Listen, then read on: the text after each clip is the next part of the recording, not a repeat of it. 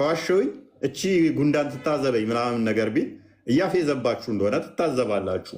ምክንያቱም ከጉንዳን የተሻለ እናንተ ስብዕና ላይ ስላላችሁ ሰዎች ከጉንዳን የተሻለ የሞራል ልዕልና ላይ ስላሉ ጉንዳን ልትታዘብና ልታስራችሁ ልትናገራችሁ ስለማትችል ማለት ነው።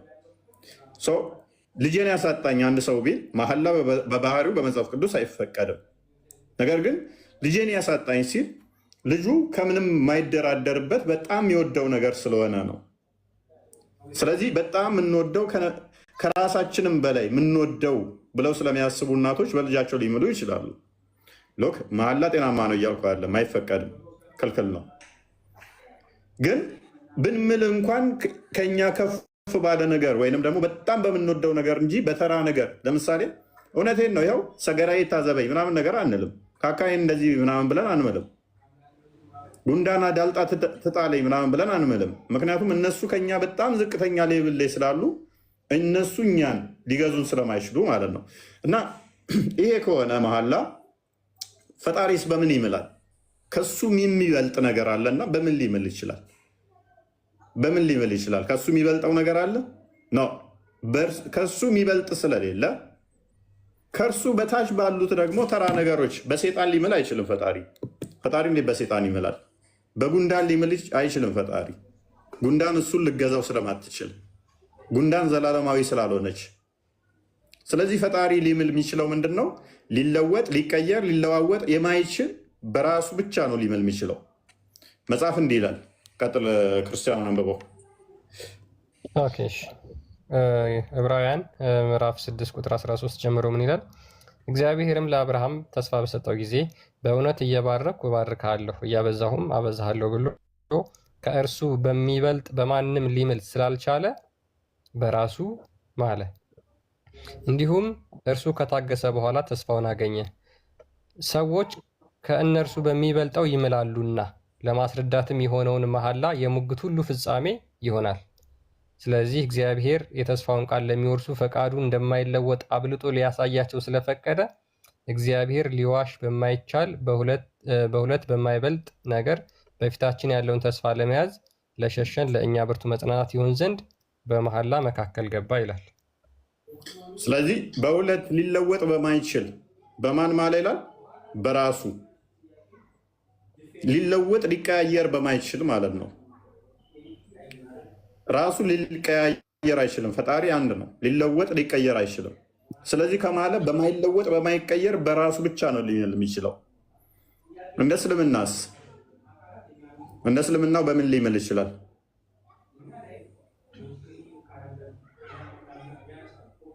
ኦኬ ሱረቱ ሐቅ 38ኛውን አያ እንደ ክፈተው።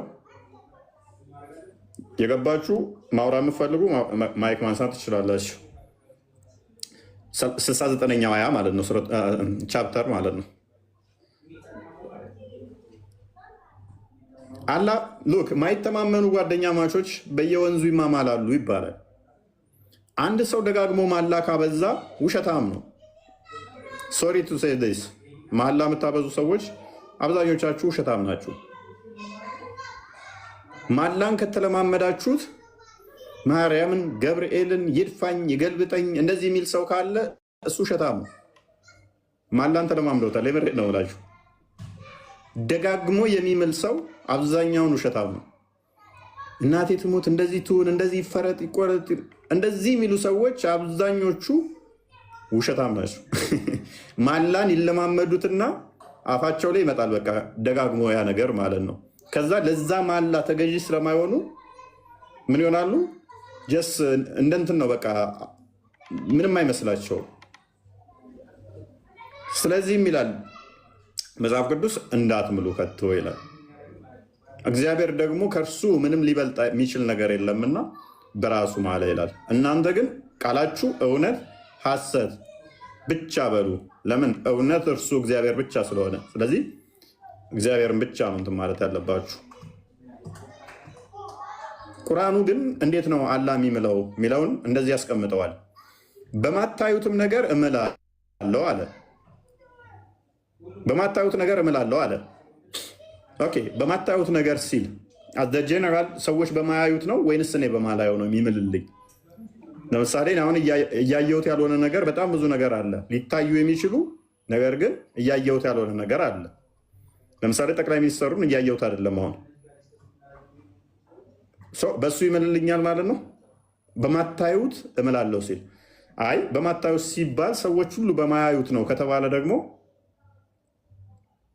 ለምሳሌ ሴጣንን አናይም። ቁርአኑም እንደሚናገረው ሴጣን ከሩቅ ስፍራ ያዩአችኋል እናንተ ግን አታያችሁም ስለሚል ቁርአናችሁም ማለት ነው። ስለዚህ ሴጣን አይታይም። ስለዚህ በሴጣን ይምልልኛል። ዳጋሞት በሴጣን ከማለልኝ ምንድን ነው የሚያስጨብጠኝ? ኦኬ በሴጣን ምሎስ አላህን እንዴት ነው ማምነው? እኔን ለማስረዳት አላህ በሴጣን ከማለልኝ እንዴት ነው የምረዳው? ምንድነው ቫልዩ? ሴጣን ያላህ ስራ ከሆነ ሎክ ያላህ ፍጡር ከሆነ አላህ በሴጣን ከሆነ የሚምለው አላህ እኮ የበላይ አይምን ሴጣን እኮ እንደውም የበላይ ሆነ ማለት ነው። በማታዩትም ነገር እምላለሁ ስላለ ማለት ነው። በዚህ ብቻ አላቆመም። ባይዞ በማታዩትም ነገር ብቻ ብሎ ቢያቆም አሪፍ ነበረ። በምታዩት ነገርም እምላለሁ አለ። ደግሞ በምታዩትም ነገር በማናየው ይምላል። ኦራይት በምናየውም ነገር ደግሞ ይምላል። ማናየው ብቻ ሳይሆን ምናየው ቅድም ያልኳችሁ ምን አሁን ይፈርሳል ማለት ነው። አብይን ለምሳሌ ይምልልኛል ብዬ ስጠይቃችሁ አይ ሜቢ በማታዩት ነገር ሲባል አደ ጄኔራል ሰዎች ሊያዩት በማይችሉት ሰዎች በአይናቸው ያንን ነገር ለማየት ካፕቸር ለማድረግ ማይችል የሆኑ ነገሮችን የሚገልጽ ነው ከተባለ አይ አብይ ሊታይ ይችላል። ስለዚህ ነገር ለማየው በማታዩት የተባለ ከነ አብስትራክት የሆኑ ማይታዩ ወይንም ደግሞ ቦዲ የሌላቸው አይናችን ሊይዛቸው በማይችሉት ነው ብሎ ኢንተርፕሬት ቢደረግ እንኳን መልሶ ይዘጋዋል ቁጥር 39 ላይ ማለት ነው። ምክንያቱም በምታዩትም ነገር እምላለሁ ስላለ፣ ስለዚህ ቅድም ያላችሁኝ አይ እንደዚህ ነው ብላችሁ ያብራራችሁት ቁጥር 39 ላይ ይፈርስባችኋል። በምታየውም እምላለሁ ስላለኝ ነጋ ብዬን ላየው እችላለሁ። ስለዚህ በሱ ይምልልኛል ማለት ነው። በማየውም ከማለልኝ ደግሞ ጢንዚዛ ይምልልናል ይላሉ። ጢንዚዛው ታየዋለህ። ከምታያቸው አንዱ ጢንዚዛ ነው። አሁን ሉክ ጢንዚዛም ሆነ ሽንት ቤትም ሆነ ዋቴቨር ኢት ኢዝ እኔ ማተር አያደርጉም። እነሱ ማተር አያደርጉም ምንም የሚሆኑ ምንም። ነገር ግን በእነሱ የመማሉ ጥቅም ምንድን ነው? እሱ ምንን ለማስጨበጥ ነው? ምንን ሊያስገነዝበኝ ነው? ምክንያቱም ቅድም እንዳልኳችሁ የነቢያቱ አምላክ በራሱ ብቻ ነበር ሲምል የነበረው። ከአብርሃም ጋር ቃል ኪዳን ሲገባ ዘፍጥረት ምዕራፍ 22 ላይ አንድ የክፈተው ክርስቲያን ቁጥር 26 ላይ በራሱ ስም ማለ ነው የሚለው። ዕብራውያን ላይ እንዳየነው ፈጣሪ ከሱ በላይ የሚበልጥ ምንም ስለሌለ ሰዎች ነገርን ለማስጨበጥ ታላቅ ነገር ይምላሉና እግዚአብሔር ግን ከሱ የሚበልጥ ምንም ስለሌለ በራሱ ማለ ይላል። በራሱ ነው ቃል የሚገባው እንጂ በፍጡር ቃል አይገባም፣ በዝቅተኛ ነገር። ምክንያቱም ፍጡራን የሚለዋወጡ ናቸው። የሚለዋወጡ ነገሮች ለሱን ሊይዙትና ሊጠይቁት ስለማይችሉ ማለት ነው። እርሱ ግን የማይለወጥ የማይቀየር ዘላለማዊ ነውና የተናገረው እንደማይቀየር በራሱ ይምላል ማለት ነው። ጓይር ክርስቲያን እሺ፣ እንዲህም አለው ይላል እግዚአብሔር በራሴ ማልሁ ይላል። በራሴ ማልሁ ይላል። ይህን ነገር አድርገሃልና አንድ ልጅህንም አልከለከልክምና ብሎ ይናገራል። ሰው እግዚአብሔር አምላክ ከሱ ሊበልጥ የሚችል ነገር ስለማይኖር የሚምለው በራሱ ብቻ ነው። በራሱ ብቻ መሐላን ያጸናል ማለት ነው። የሙስሊሞችስ የሚለውን እንመጣበታለን። ያ ስለዚህ በራሱ ነው የሚምለው። መጽሐፍ ቅዱስ ላይ እጅግ ብዙ ቦታ ላይ በራሴ ማልኩ፣ በስሜ ማልኩ ይላል። ኢሳያስንም አንዴ ክፈተው። ኢሳያስስ የሰበከው እግዚአብሔር እንደው በሚታይ በማይታየው ባህሩን በሽንቱም የሚምል ነው። ሶሪ እነዚህ አይነት ቃላቶችን ማለት ግን ያንን ኦፕን ስላደረገው ነው ቁርአኑ። ደግሞም ከዚህም የከፉ እናሳያችኋለን የሚምልባቸው ማለት ነው። የማይምልበት ምንም ነገር የለም። በምታየው እምላለሁ አለ። ኦራይት በማየው ነገር ከሆነ በቃ እንዳትሉ ደግሞ በማታየውም ደግሞ እምላለሁ አለ። ቫይረሶችን አናይም። ለምሳሌ ከማናያቸው ነገሮች ብዙ ነገሮች አሉ፣ አብስትራክት የሆኑ አይናችን ሊይዛቸው ሊዳስሳቸው ሊያካላቸው የማይችሉ ነገሮች አሉ። በእነሱ ይምልልኝ ከሆነ 45:23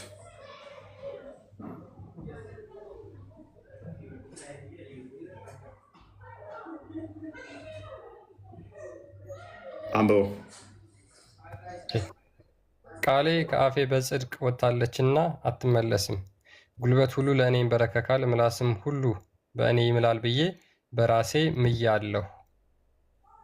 ሎክ ጉልበት ሁሉ ለእኔ ይንበረከካል፣ ምላስም ሁሉ በእኔ ይምላል ብዬ በማን ማልኩ ይላል? በፍጡራን ነው፣ በራሴ ማ እግዚአብሔር የሚምለው በራሱ ብቻ ነው። ዋን ተመለስ። ሰላም እንዴት ነው? ፖዝ ነህ ግን እኔ ጋ የምታየኝ ፖዝ ሆነ ነው። ጥያቄ ነበረኝና ጥያቄ ከ5 ሰዓት በኋላ ከ5 ሰዓት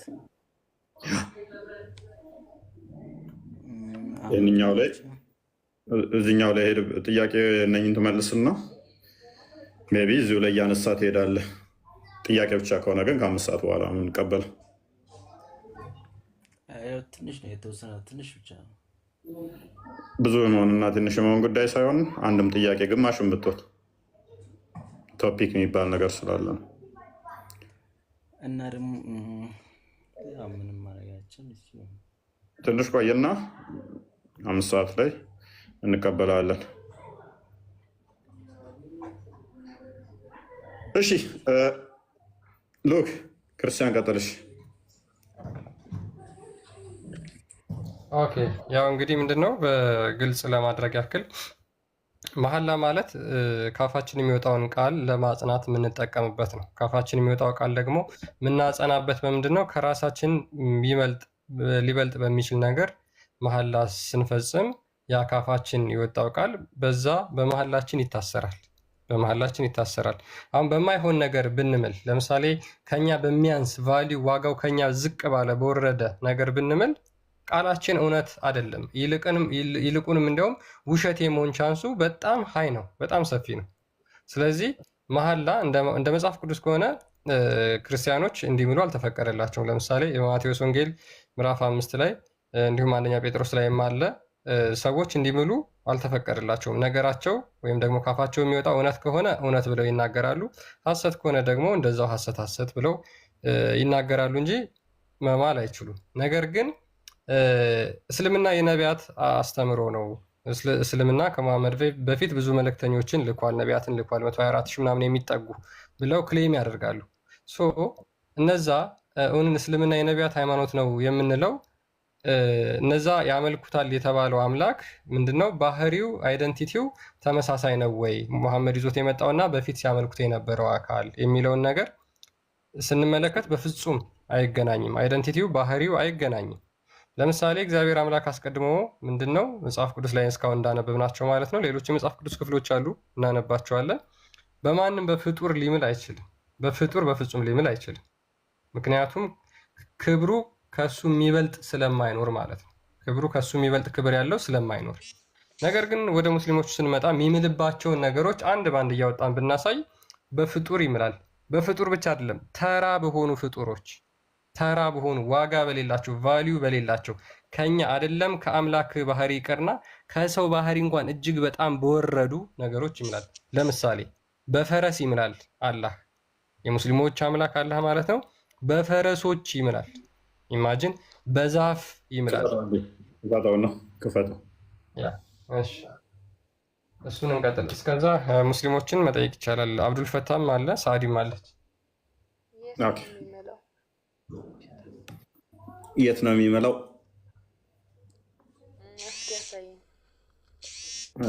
ሱራ 100 ቁጥር 1 እንክፈተው።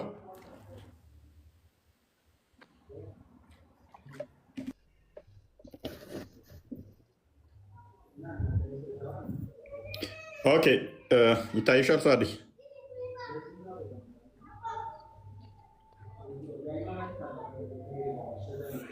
እያለከለኩ ሯጮች በሆኑ ፈረሶች እምላለው ባይዞ ፈረስ እየሮጠ እያለከልካል።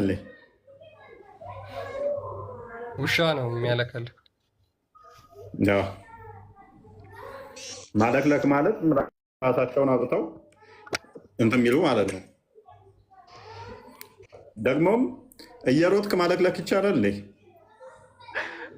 ከባድ ነው በጣም አይቻልም። ከቆሙ በኋላ ነው ያለከለክ። ሊደክም ይችላል እንጂ እየሮጡ ማለክለክ አይቻልም። ምክንያቱም ማለክለክ ማለት ምላስን አውጥቶ እንዲህ እንትን ማለት ነው። በጣም እየሮጥክ ምላስን ማውጣት አይቻልም። መተንፈስ ይቻላል እንጂ በጣም በኃይል መተንፈስ ድካም እንትን ይሰማቸዋል እንጂ ማለክለክ ግን አይቻልም። እንትን አውጥቶ ኤኒዌይስ አሁን በእነሱ መማሉ ምንድን ነው ጥቅሙ? እሺ ባያለከልኩ አይመልልኝም ማለት ነው። አሁን እሺ እያለከለከ በሚሮጥ ፈረስ ማለት ፈረሶቹ ካለቁ በኋላ መሀላው ይቆማል ማለት ነው። ፈረስ በሌለበት ሀገርስ እሺ ይሄ ቁርአን ምን ይሰራላቸዋል? ይሄ ቁርአን ክፍል ምን ይጠቅማቸዋል? በዚህ ላይ አንድ ነገር ልናገር። ቀጥልሽ። አሁን ይሄ በውሻ ብቻ ነው የሚያለከልከው ባልከው ማለት ነው። አሁን ይሄ ማውራት ያለበት ነገር ምንድን ነው? አንተ ህሊናህን ልሸውዶ አይችልም። ገብቶሃል? ቢያንስ ሎጂክ በሆነ ነገር ነው ማውራት ያለብህ ማለት ነው። የሰው ልጅ ያለከልክም። እሺ አሁን ለምሳሌ አንድ ሰው እየሮጠ መጥቶ ከሆነ ቦታ በጣም እየሮጠ መጥቶ አረ ምንድን ነው የምታለከልከው ምናምን ይባላል። ያ ልጅ እየሮጠ የመጣው ሰው ምላሱን አውጥቶ አይደለም የሚያለከልከው ማለት ነው። ይሄ ውሻ ብቻ ነው የሚያለከልከው የሚለው አሁን ጭንቅላት እንዴት ይቀበለዋል? አሁን ይሄም ማለት ነው ማለክለክ ማለት ነው። ይከታተለዋል። ማለክለክ ማለት ነው። ይከታተለዋል። ቢያንስ ውሻ ብቻ ነው የሚከታተለው ማለት ራሱ አሁን ማለክለክ ማለት ነው። ምን አይነት ትምህርት ነው የምታስተምረው? ነገር ነው እንጂ ታልቀስ። ቆይ ማለክለክ ማለት ነው። ማለክለክ ማለት ምን ማለት ነው?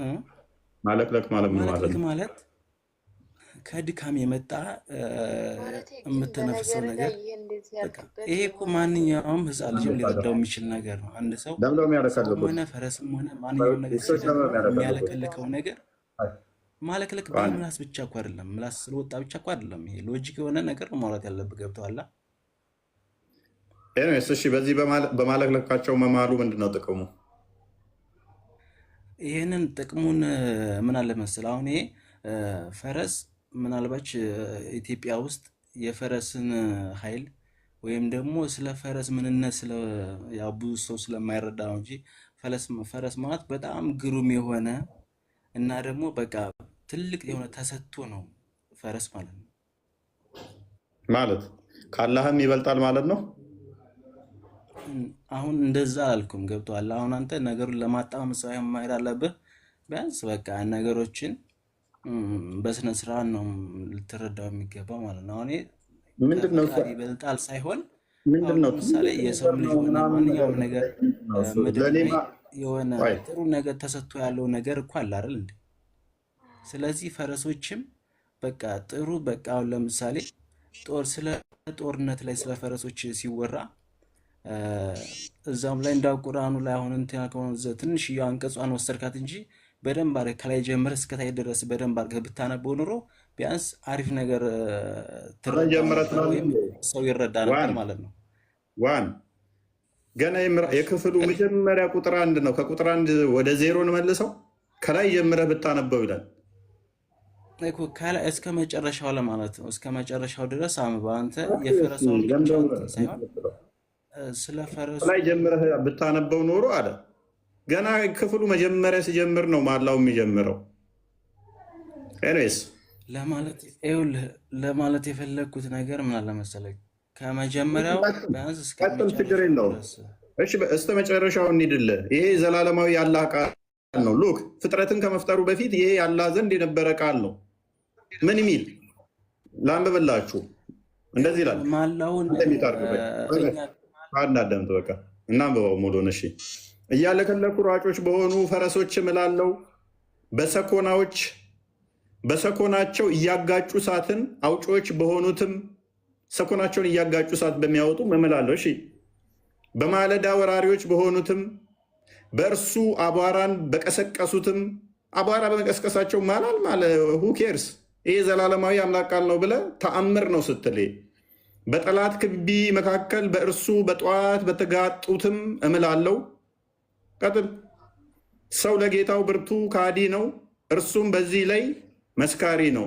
እርሱም ገንዘብን ለመውደድ በጣም ብርቱ ነው። ከፍ አድርገው። አያውቅምን?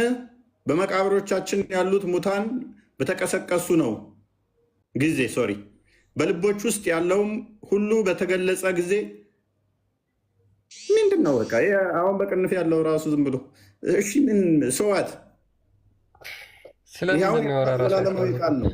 ሉክ ይሄ ፍጡር አይደለም ነው የሚሉን።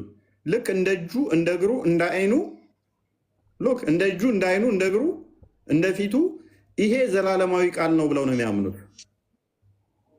በአረብኛ ሲሉት ዋው፣ በዜማ ሲሉት ነንሴንስ እኮ ነው። ይሄን ዘላለማዊ የፈጣሪ ቃል ፍጡር ያልሆነ ብሎ ማመን በራሱ ኢንሴን። ፍጡር ከመፍጠሩ በፊት ነው እንግዲህ ባህሪው ነው ተብሎ የሚታሰበው። ሉክ ግን በፍጡር ፍጡር ሳይፈጥር የዘላለማዊ ያለ ቃል ከሆነ ከመፍጠሩ በፊት ውሸታም ነበር ማለት እኮ ነው።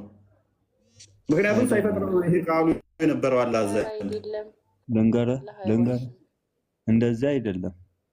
እሺ ቀጥል። አላህ በፈቀደ ነገር መማል ይችላል። በፈጠረው ነገር መማል ይችላል። ኦኬ፣ ወደ ፈጠረው ግን መግባት አይችልም። ወደ ፈጠረው ማለት መግባት ይችላል? ጥያቄው አልገባኝም። ወደ ፈጠረው መግባት ይችላል ማለት ስትል ወደ ፍጡር ውስጥ መግባት ይችላል አላህ? ወደ ፍጡር ማለት መግባት ስትል ወደ ፍጡር ውስጥ መምጣት ይችላል? ወደ ፍጡር ውስጥ ስትል አልገባኝም። ከፍጡር ጋር መነካካት ይችላል? ከፈጠረው ጋር መነካካት ይችላል?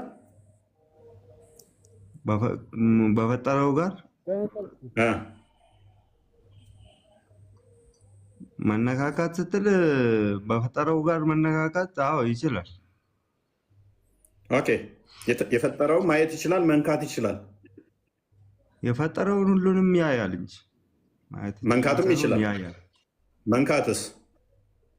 መንካት ስትል ሊነካው ይችላል የፈጠረውን።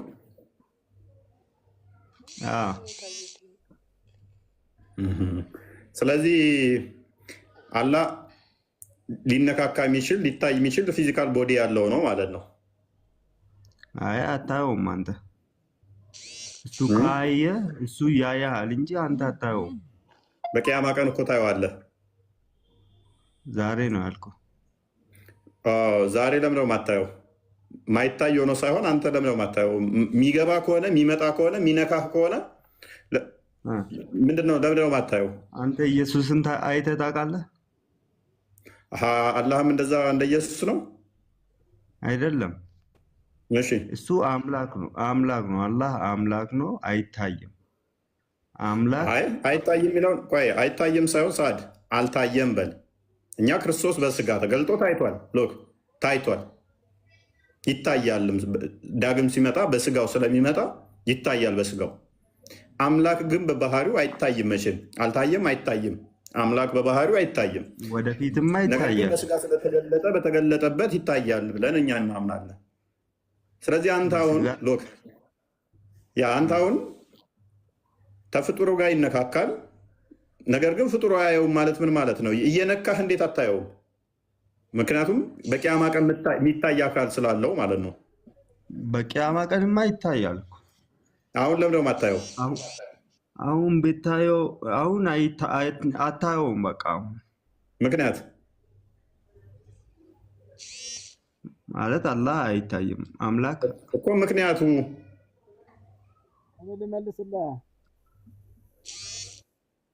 ቀጥልሽ። አብዱልፈተና አብዱልፈተና አላህ ሱብሃነሁ ወተዓላ ማለት ነው። ያው ድምጽ ገፋል። አላህ ሱብሃነሁ ወተዓላ ማለት ነው። ጋር ተነካክቷል። ይነካካል አይነካካም? ይነካካል አይነካካም? በምን መልኩ ነው የሚነካካው? እ ጥያቄን ግልጽ አድርግ። በምን መልኩ ነው የሚነካከው? ግልጽ አድርግልኝ። እንዴት ነው ጥያቄ? ቦዲው ከፍጡር ጋር ሊነካካ ይችላል አይችልም? አሁን ተገናኝተው ማለት እንዴት ይነካካል? ይነካካል? እንዴት ይነካካል? ቆይ ሳዳ ይነካካል ብሏል። ሳድ አረ ይነካካል። እሱ ሜታጊዶ የተረዳው ነው። እሺ አደምን በሁለት እጆቹ ሲፈጥርሳ አልተነካካም? አላህ ይኸውልህ በፈለገው ነገር ቻይ ነው። ገብቶሃል? እኔ አይችልም መቼ ወጣኝ? አይ ይነካከል። እሱ በሚፈቅደው ነገር ሁሉ ማለት ነው ማድረግ ስለሚችል እኮ እኔ ይፈቅዳል አይፈቅድም ምን መች ጠየቁ? ቆይ አደምን በእጆቹ በሁለቱ ጭቃዎች በጭቃ አይምን ከገማ ጭቃ ሲሰራው ተነካክቷል አልተነካካም? ሰርቶታል። አላህማ ሰርቶ በምኑ ነው የሰራው? በእጆቹ አሃ ያላህ እጅ አላህ አይደለም ማለት ነው። እኛን ግን አሁን አይነካም ማለት እንዴት በእጆቹ ሰርቷል ባላህ እጅ ነው የተሰራው ካልከኝ በኋላ ደግሞ መልሰ አይነካም ማለት ምን ማለት ነው? አላህ Subhanahu Wa Ta'ala በሚፈልገው ነገር ላይ ማድረግ ስለሚችል ነው። ኤኒዌይስ ላቅለልልህ አሁን ራሱ አለ ያለው ፍጡር ውስጥ ነው ያለው። ከሰባተኛይቱ ሰማይ በላይ ቤት አለ፣ ቤት ውስጥ ነው ያለው አላህ። ኤኒዌይስ ከዛ ደግሞ ሁል ቀን እየወረደ ወደ ቅርቢት ሰማይ ይመጣል፣ በየቀኑ ፍጡር ውስጥ ይገባል። ቶፒካችን ስላለና ወደዚህኛው ልመልስህ ማለት ያለ እስኪ ያሳይ ይመጣል ይላል። ከሌሊቱ 1/3 ሲቀር ወደ ቅርቢቱ ሰማይ ይመጣል አይመጣም? እሱ ማለት መተቸት አይቻልም። ይመጣል አይመጣም ተብሎ መተቸት አይቻልም። ይመጣል አይመጣም? እሺ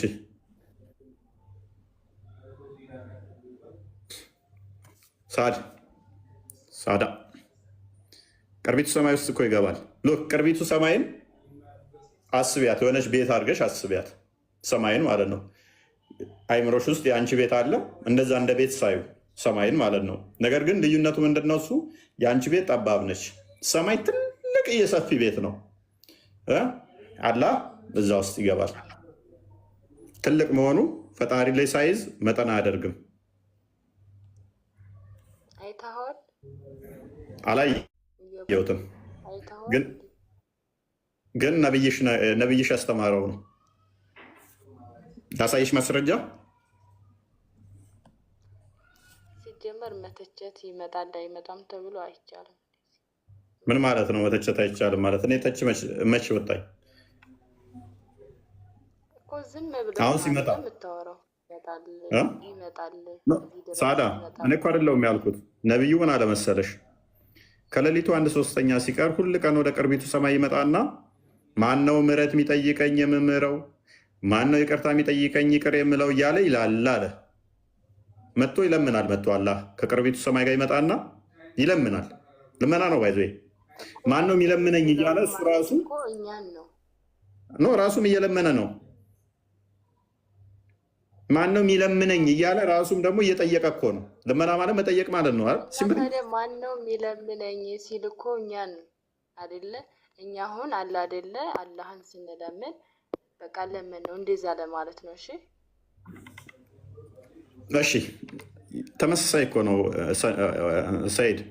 ለምሳሌ እዚህ ውስጥ ቁጭ ብዬ ማን ነው ብር የሚሰጠኝ የምመርቀው፣ ማን ነው እሱ የሚያሞግሰኝ የምሸልመው ብል ራሴ ምንም እየለመንኳችሁ ነው። ታዲያ የሚለው አሞግሱኝ የሚለው እኮ እኛን ነው። ታዲያ እኮ ሙገሳን እየለመነ ነው ማለት ነው። አላህ አይደለም እየጠየቀ ነው አይደለም? አይደለም እኮ እዝነቱ እኮ ነው። ለእኛ ያለው እዝነትን ነው። ገብቶሃል? በማዘን ሳይጠይቅ መረዳት አይችልም ማለት ነው። አላህ በየቀኑ እየተመላለሰ መጥቶ መለመን ምን አስፈለገው? መጠየቅ ምን አስፈለገው? አሁን እንደዚህ ያለ አይደለም። ማን ነው የሚለምነኝ ሲል እንደዛ ሳይሆን እሺ ማን ነው ይቅር የምለው ሲል እኛን ነው። አሁን እኛ ፈጣሪያችንን ይቅር በለን ስንል እንደዛ ለማለት ነው እኮ መጥቶ ይበለኝ። ያው እኮ ነው እንትና ሰይድ መጥቶ መጠየቁ እኮ ያው ነው። ኤልያስ ግን በደንብ አሁን አስተውይ። ስለዚህ ወደዛ ወደ ፍጡር ውስጥ በገባበት ሰዓት ላይ እያንዳንዱ ፍጡር ውስጥ ያያቸው በእነኛ ሁሉ ይምልልኛል ማለት ነው። እንደሚምል በእርግጥ ተቀምጧል። ለምሳሌ አሁን ባየነው ላይ እያለከለኩ ሯጮች በሆኑ ፈረሶች እምላለሁ አለኝ። እኔ በፈረስ ምሎልኝ አላህ ምንድን ነው የሚያስጨብጠኝ ቁም ነገር? አላህ የሚያውቀው ፈረስ ብቻ ሊሆን ይችላል። አሁን ሄሊኮፕተር ተሰርቷል፣ ፕሌኖች አሉ፣ ጀቶች አሉ፣ መኪኖች አሉ። እነሱም ቢያይ ደግሞ በመኪና ሊምልልኝ ነው? ያኔ ለጦር መሳሪያ ሱራ እሱ ሰው ሰራሽ ነው አይደለም? እንደሱ አይባልም። እሱ ሰው ሰራሽ ነው። በፈጠረው ነገር መማል ይችላል አላህ። እኛ በማንምለው ነገር መማል ይችላል አላህ። ምን በማንለው? እሱ በምምል እኛ አንማላ። ለመማመሉ ትጸየፋለህ? ለምሳሌ እኔ በማየው ነገር አንተ ትምላለህ? አይደለም፣ እኛ በአላህ ብቻ ነው የምንምለው። ለምሳሌ አላህ ግን እኔ በማየው ነገር ሁሉ ስለኔ፣ አላህ ደግሞ እኔ በማየው ሁሉ አላህ ደግሞ በፈጠረው ነገር መማል ይችላል። ኦኬ፣ እኔ በማየው ስለሆነበት ይሄ ነገር የሚያወራ ነገር እርግጠኛ ስለሆነበት ነው የምልበት። እኔ በማየው ሁሉ ነው እኮ የሚምለው። እኔ የማየው ነገር ሁሉ ደግሞ እሱ ይምልበታል። እሱ ነው የፈጠረው። አንተ የምታየው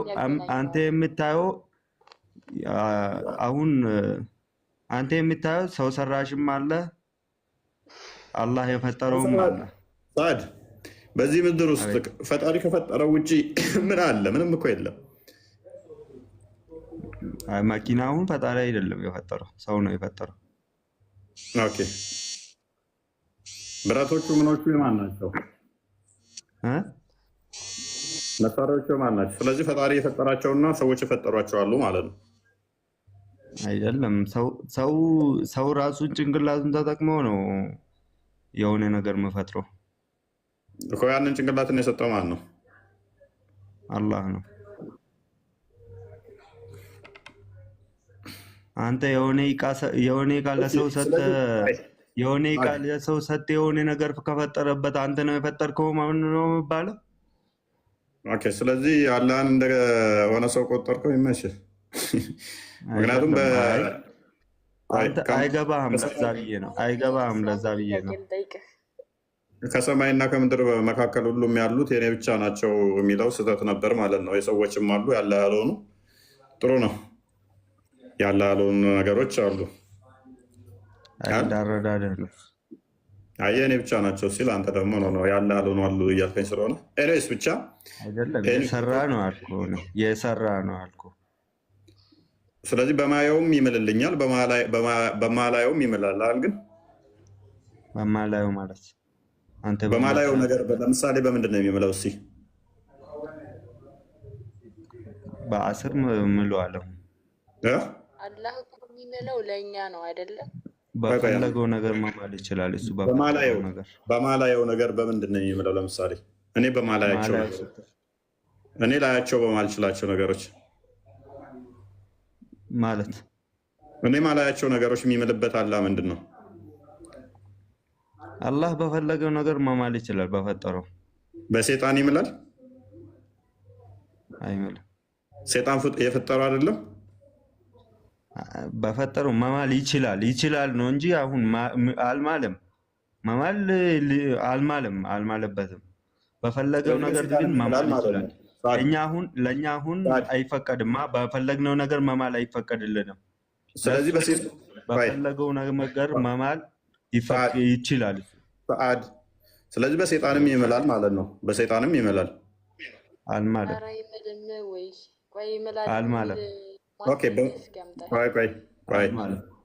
አንዴ ክፈተው፣ ሱረቱ ሐቅን አንዴ ክፈተው። ክርስቲያን ቀደም ምን ብለኛል? በፈለገው በፈጠራቸው ይምላል ብለህ ነበር። አሁን ደግሞ ተመልሰህ እየታጠፍክ ነው። ይምላል ነው አልኩ። መማል ይችላል ነው አልኩ እንጂ ሚለዋል አላልኩም። አንብበው እሺ። ቁጥር 38 ጀምር አንብበው።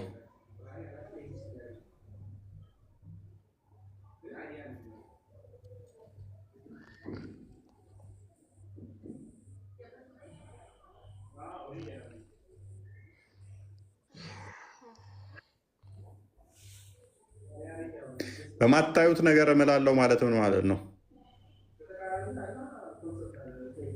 ከመጀመሪያ ጀመረህ አንብብ እንጂ እዚህ አንድ በ- እንትን ላይ ብቻ ነው የምታነበው።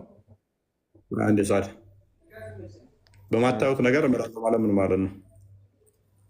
በማታዩት ነገር እምላለሁ ማለት አላህ በፈለገው ነገር መማል ይችላል ብዬ ነበር። ማላያቸው ለምሳሌ ምን ምንድን ናቸው? አንተ የማታያቸው እም፣ ሁለተኛ ሰማይን አታይም። እሺ ብዙ ነገር ነው አንተ የማታያቸው። ከሰማይ ውጭ እሺ ምንድን ነው ማላያቸው? መላእክቶችም አታይም። መላእክቶች እሺ ማታየው አንተ ራስህ የምታውቀው ብዙ ነገር አለ። የማታየው አንተ አሁን ኢየሱስ ክርስቶስን አታይም መቼም። ጎበዝ። ስለዚህ በኢየሱስም ይምላል። ይምላል አይደለም፣ ምሏል አይደለም፣ አልማለም፣ ተስማምቻለሁ። አልማለም። ቆይ ቆይ እሱንም ተስማምቻለሁ። እኔ ቆይ በኢየሱስ ይምላል አላህ። ቆይ አዳምጥ፣ አዳምጥ፣ አዳምጥ። በኢየሱስ እንዴት ነው የሚምለው? 70 40 እንደፈተው 70 40 እንደፈተው። ቆይ ቆይ አዎ በኢየሱስ ይምላል። ያሳይ። አሁን ሚውት አታደርገው። ቆይ አዳምጥ፣ አይደለም አደንግጥ። ለምንድን ነው በኢየሱስም እንደሚምል ነገርከኝ። በቃ ላይ ነው ታደርገው አንዴ ሳዳ ሎክ በኢየሱስም ስለማታየው ማላየው ምንድን ነው? አዳምጥ። በምስራቆችና በምዕራቦችም ጌታ እምላለው እኛ በእርግጥ ቻይ ነን ይላል። ስለዚህ እየማለ ያለው ማን ነው? አላህ ነው ማለት ነው። በማ በምስራቅና በምዕራቦች ጌታ። ክርስቶስ ደግሞ የጌቶች ጌታ ነው። እርሱ ብቻ ጌታ ነው። ስለዚህ አይደለም። ፕሊስ ቆይ ተረጋጋ። ቆይ አንዴ አዳምጥ። አትረባበሹ፣ አትረባበሹ። ምንድን ነው የምትረባበሽን? መረባበሽ እኮ አይደለም። ይምላል አላልኩም። ያልወጣኝን ነገር አትናገር፣ ተጠቅመህ አትናገር። ያልወጣኝን ነገር ተጠቅመህ አትናገር። አንብብ። በጌታ አይደለም እኔ ያልወጣኝን ነገር በጌታ ይላል። አዳምጥ። በኢየሱስ አይምልም። ቆይ አይደለም አንተ አዳምጥ። ኤፌሶን 4:5 ላይ አንድ ሃይማኖት አንዲት ጌታ ይላል። አንድ ጌታ ይላል። ሰው አትረብሽ። ክርስቶስ ጌታ ነው፣ የጌቶች ጌታ ነው። አይደለም የጌቶች ጌታ አላህ ነው። ስለዚህ አላህማ ያው በጌታ ገና በጌታ ይምላል። አላህ ያው አንብብ። በራሱ ነው ማለት በራሱ ነው ማለት በራሱ ነው ማለት አላህ በራሱ መማል ይችላል። አንተ ማታየው ነገር አሁን አንተ ማታየው ነገር አላህ አታይም። መጀመሪያ እኛንም ማዳመጥ አለብህ። አትረባበሹ። አይደለም አንተ የሆነ ነገር ተጠቅመ ሰው ያልተናገረን ነገር ተጠቅመ በሱ እንትን ልትል ትፈልጋለህ። አንተ አሁን ሁሌ አንብብ። እኔ ጌታ አሁን ኢየሱስ ነው። ምን እንደሚል አንብበው ክፍል። የኢየሱስ ጌታ ደግሞ አላህ ነው። የጌቶች ጌታ ነው አያለ እሱ። አንብብ። ቅድሚያ አይደለም የአንተ ጌታ ኢየሱስ ነው። የኢየሱስ ጌታ ደግሞ አላህ ነው። አላህ መሐመድ የፈጠረው ተረት ነው። በቃ አንብብ። ቆይ ክፍሉ ሰምተኸኛል? መሐመድ ነው የፈጠረው። በጌቶች ጌታ ይምላሉ ነው አለ እንጂ የፈጠረው ብለህ ከሰሮን በቃ ሎክ ይህን ክፍል አንብብ። ሳዳ አብዱል ፈተና አንብብ ይህንን ክፍል። በጌታም እንምላለን ያለው ማለት በነቢያችን ሰለላሁ ዐለይሂ ወሰለም ነው። ገብቶሃል? በኢየሱስም አይደለም። ከዛ ሁላችሁንም እንጠይቃችኋለን ያለው ሙሐመድ ተጠያቂ ነው ማለት ነው። ሁሉም እኮ በሰራው እኮ ይጠየቃል እኮ። አው ሁሉም ተጠያቂ ነው እያለን ነው። ሉክ አውሾዩ ክፍሉን አታውቀውም ማለት ነው። ይሄ ሙሐመድና ለተከታዮቹ ነው የተነገረው ብሎናል። ይሄ ክፍል ለሙሐመድና ለተከታዮቹ ነው። ስለዚህ ሁሉም በሰራው ይጠየቃል አለ። ቁጥር 90 ላይ አድርግልኝ። 91 ላይ አንዴ ስለ እናንተ የሚያወራ መስሏችሁ ነው ክፍሉ። እንደዚህ ይላል፣ እነርሱ እነዚያ ቁርአንን ክፍልፍሎች ያደረጉ ናቸው። ቁርአንን ምን ያደረጉ ናቸው? ክፍልፍል የበታተኑት ናቸው። ውጪዝ እንትን ብለውታል፣ ቁርአንን ከፋፍለውታል። ስለዚህ በጌታህም እንምላለን ሁላቸውንም እንጠይቃቸዋለን። ስለዚህ ሙሐመድ ቁርአንን ምን አድርጎታል ማለት ነው? ምን አድርጎታል ማለት ነው? ዲስቶርት አድርጎታል ማለት ነው። በርዞታል። እነሱ ምን ያደረጉ ናቸው? ቁርአን የበታተኑት የከፋፈሉት ናቸው። በጌታቸውም እንጠይቃቸዋለን። ስለዚህ ይሄ ክፍል የመሐመድ ነው ብሎናል። ለመሐመድ የተነገረ ነው። መሐመድ ቁርአንን ሲበርዘው ነበር ማለት ነው። ሰውን ዝም ብለህ ታሳስታለህ። መጀመሪያ ተረዳው የሚለውን ነገር በደምብ ከመጀመሪያ ጀምረህ አንብበው። አንብብ። እሺ ከቁጥር 91 ጀምረህ አንብበው። ከመጀመሪያ ጀምረህ አንብበው። አንብብ ራስህ። እሺ እኔም አንብቤ እያስረዳሁ ነው። አንብብልህ አውርደው። አንብብ። ምን ያልስብኛል? ሀይ 91 ላይ ጀምረው ከመጀመሪያ አድርገዋ። እንደዚህ ይላል ለምን ትጀምራለህ? ከቁጥር 1 ነው የምትፈልገው? አብዱልፈታህ 90 ቁጥር ሙሉ ላንብብልህ ነው እንዴ? አንድ መጽሐፍ ሙሉ ላንብብልህ እንዴ? ከአንድ ጀምረ ይላል እንዴ? ተረተረ አርግላት። 90 ጀምረ አርግላት። ያ ቀጥል። እሺ 92 ላይ አድርገው፣ ችግር የለም። ራሱም ማለት ነው ራሱም ብቻ በጌታህም እንምላለን አለ። ማንን? ሙሐመድን ማለት ነው። ሙሐመድን ነው እንደዛ ያለው እንግዲህ አላህ ማለት ነው። በጌታህም እንምላለን ማለት እነማን ናቸው የሚምሉት? ቆይ እነማን ናቸው የሚምሉት? ሙሐመድ ጌታ ማን ነው? አላህ ማለት ነው፣ በራሱ ማለት ነው። ከዛ በኋላ ሁላቸውንም እንጠይቃቸዋለን። እነማንን? እነዛን ማለት ነው። ሁላችንም እንጠይቃቸዋለን ነው እንጂ ያለው ሙሐመድ ራሱን አይደለም። ሙሐመድ ለሙሐመድ ነው እንጂ መልእክት ያስተላለፈው እንጂ ሙሐመድ በርዝሃል አሁን የሚል የለም። አንተ ሙሐመድ በርዞታል ማለት ነው አልክ። እንደዚህ የሚላል ሙሐመድ በርዞታል ይላል። ባዳምጥ ይጠየቃሉ። ማንም የሚጠየቀው ስለው ይሄ ሙሐመድና ለሱ የተከታዮች የወረደ ነው አለ። ክፍሉ ከቁጥር 91 ደግሞ ማንን የሚያወራ ነው? ቁርአንን ክፍልፍል ስላደረጉ ሰዎች የሚያወራ ነው።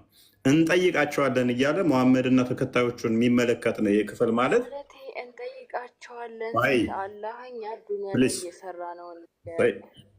ስለዚህ ቁርአንን ክፍልፍል አድርጋችኋል። እናመሰግናለና። ታዲያ እንደዛ ከሆነ የምትጠየቁበት ምክንያት ቁርአንን ክፍልፍል ስላደረጋችሁ ነው፣ ስለበረዛችሁ ማለት ነው። ከመጀመሪያው አንብበው። ይኸውልህ አንድ ታሪክ ማለት ነው ከመጀመሪያ ይያዛል። ገባህ?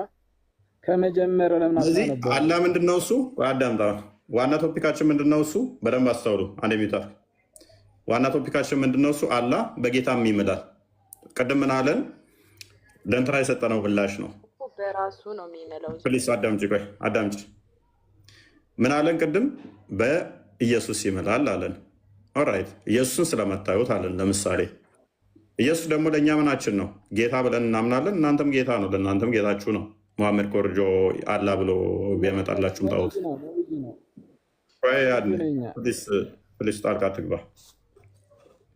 ስለዚህ በምስራቁም በምዕራቡም በሰዎችም ጌታ አላህ ሲምል ጌታ ብለን የምናምነው ደግሞ እኛ ማን ነው? ኢየሱስ ነው። ስለዚህ በሱም ይምላል ማለት ነው።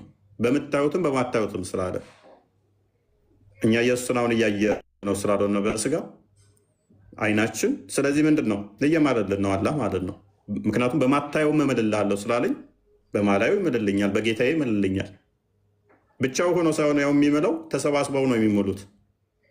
እንምላለን ነው የሚለው፣ እምላለው ሳይሆን እንምላለን። ምክንያቱም ሱረቱ አልአንቢያ ላይ ቁጥር 17 ላይ መጫወቻንና ሚስትን ብንፈልግ ከኛ ዘንድ እንይዝ ነበር ይላል።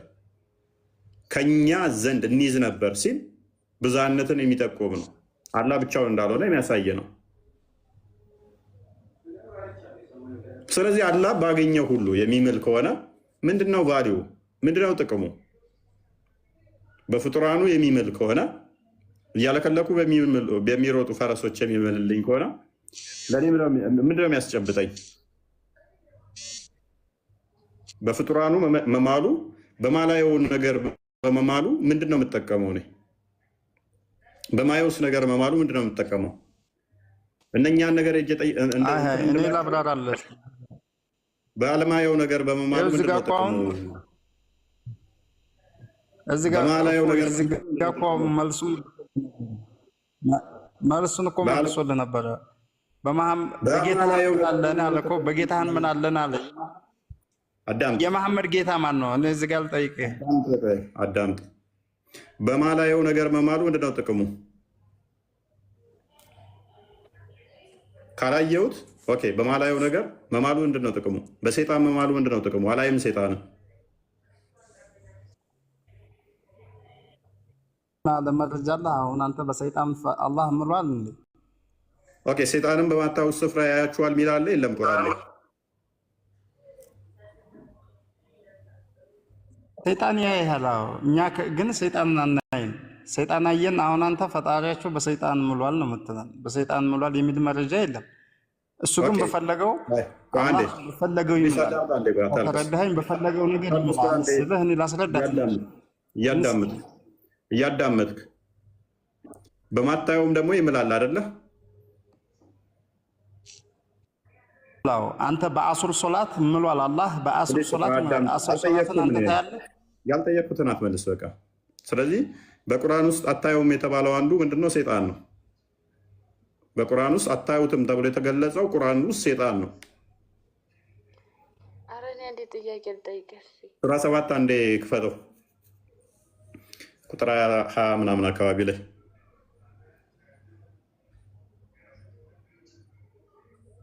እሺ እዚህ ጋር እኔ ልጠይቅህ። በማናየው ነገር ሁሉ ሸይጣንን አናይም። በሸይጣን ምሏል አላህ በሰይጣን ምሏል አልማለም። ይሄ ምን ያጨቃጭቀናል?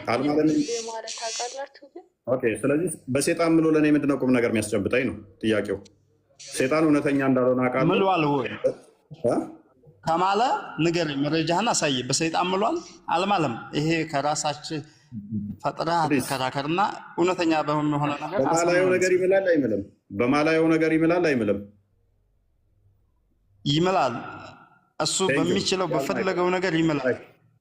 ማይችለው ነገር አለ እያልከኝ ነው በሚችለው ስትል። ኤኒዌይስ በማታየው ይምላል አለኝ። በቁርአን ውስጥ ማታየው ነገር ተብሎ የተገለጸው ማን ነው? አንበበው ክርስቲያን።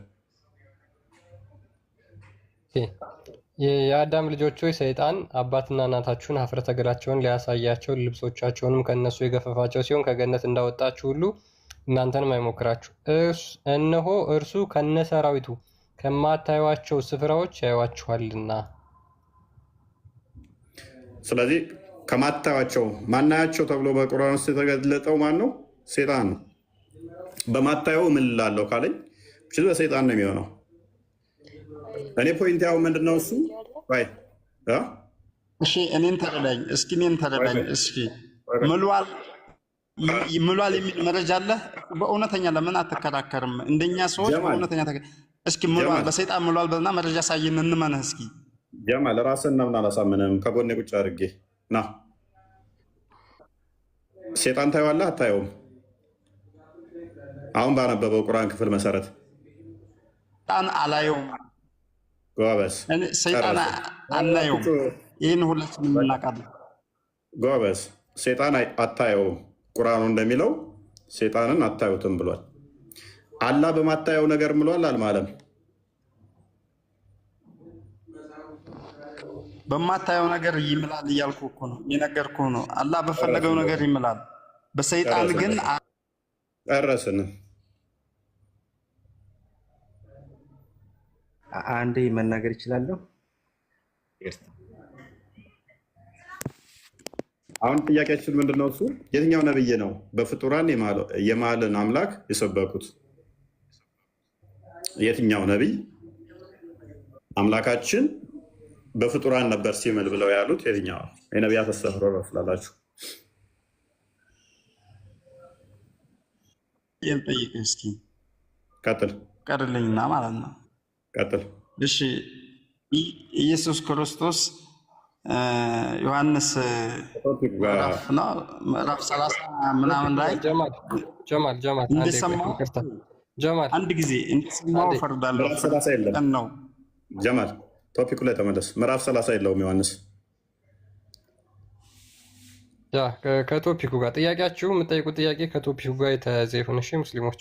ፓራላል ምክንያቱም ኮምፓራቲቭ ስለሆነ እስልምና የነቢያት ሃይማኖት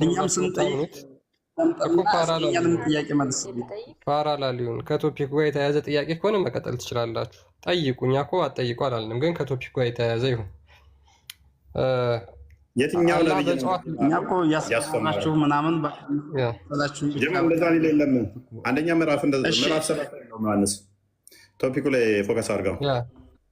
አሁን የትኛው ነብይ ነው? ለምሳሌ በዛፍ አምላኬ ይምላል ብሎ የሰበከ ነብይ አለ? ጀማል ጀማል እንደሰማው ፈርዳለሁ፣ ፍርዴም ቀን የላከ ጀማል አንድ እያዳመጥክ ጆሮቹን አሰሩት። አንዳንዴ ምንም ከቶፒኩ ጋር የሚገናኝ በ15 ጊዜ የተመለሰ ጥያቄ አጠይቅ። ስለዚህ ቶፒኩ ጋር ጥያቄ እንኳን ካላችሁ ከቶፒኩ ጋር አሁን ጥያቄያችን የትኛው ነብይ ነው በዛፍ በእጽዋት የማለ አምላክ ሲያመልክ የነበረው? ለምሳሌ አላህ በበለስ ይምላል አይደል? ሳዲ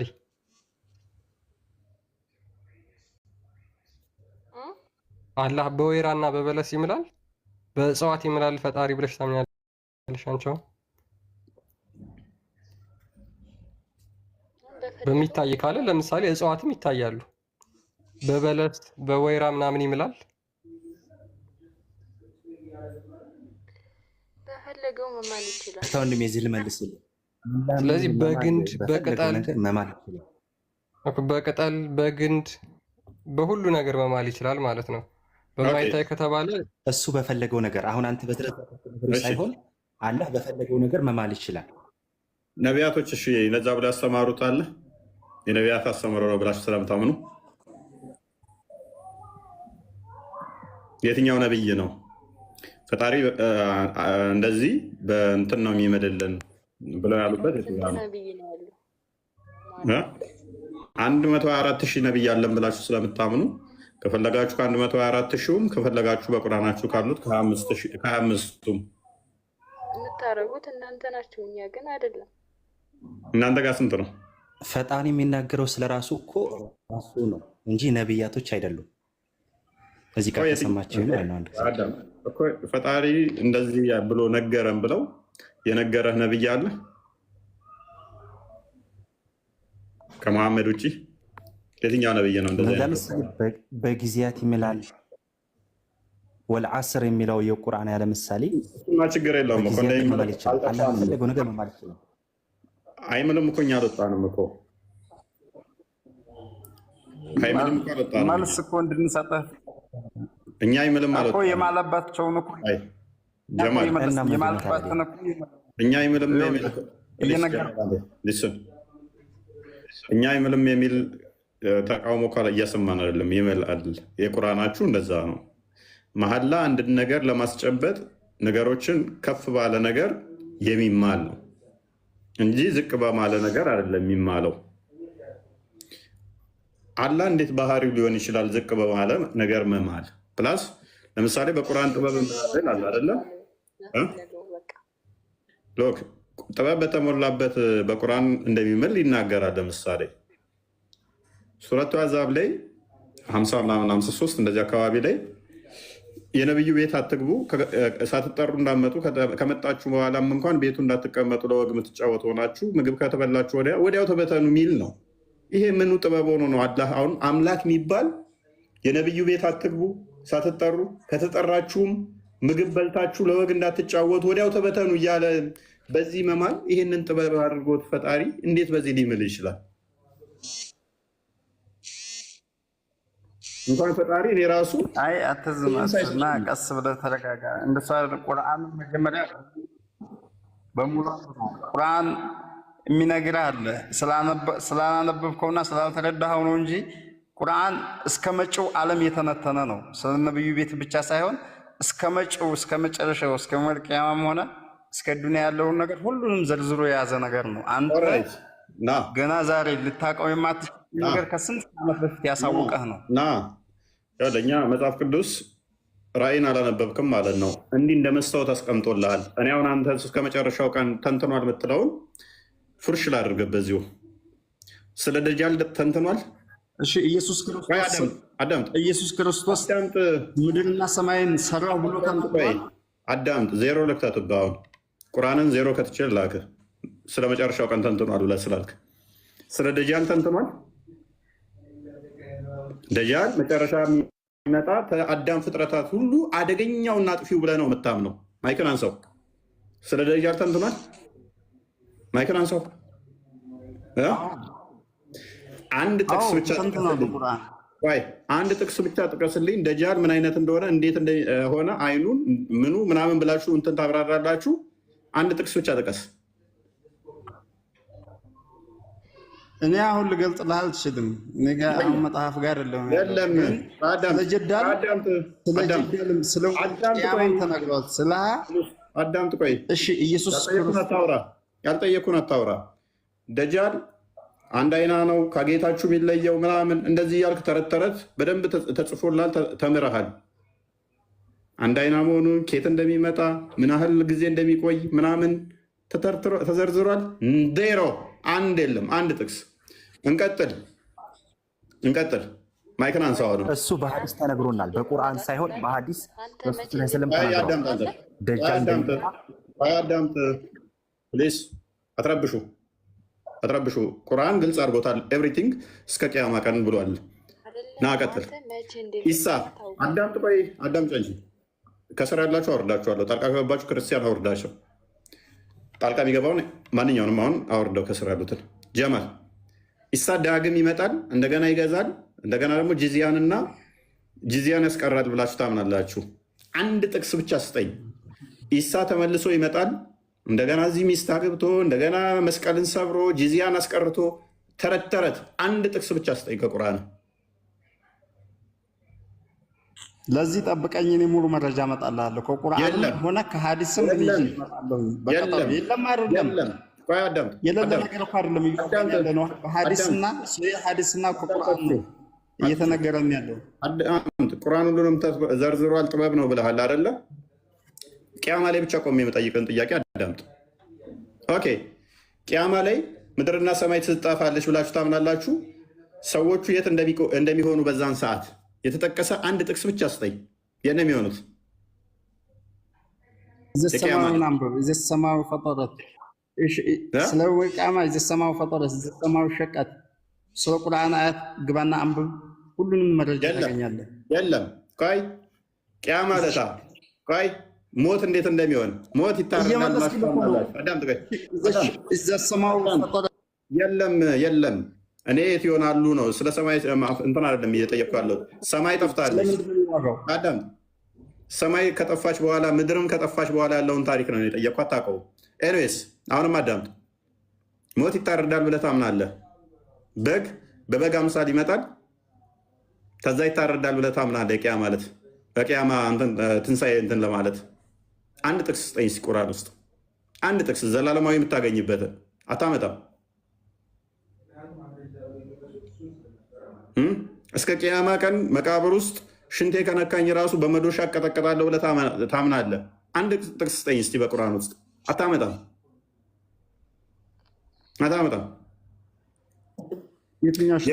አሁን ስለ ቅያማ ስለመር ቅያማ እኮ የሚወራ የቁርአን አንቀጽ ስጠይቅልህ ስመልስልህ ከሌላ ቦታ ካልፋለህ ደግሞ ከሌላ ጥያቄ በጥያቄ ላይ ነው።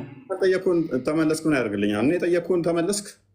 ቀደም እኮ ጠየቅኩ። ያው ዋና የሚባሉት ደጃል ይመጣል። ለምሳሌ ደጃል ከጌታችሁ የሚለይበት ምን እንደሆነ እንዴት እንደሆነ አንድ ጥቅስ ስጠኝ ብልህ አትሰጠኝም።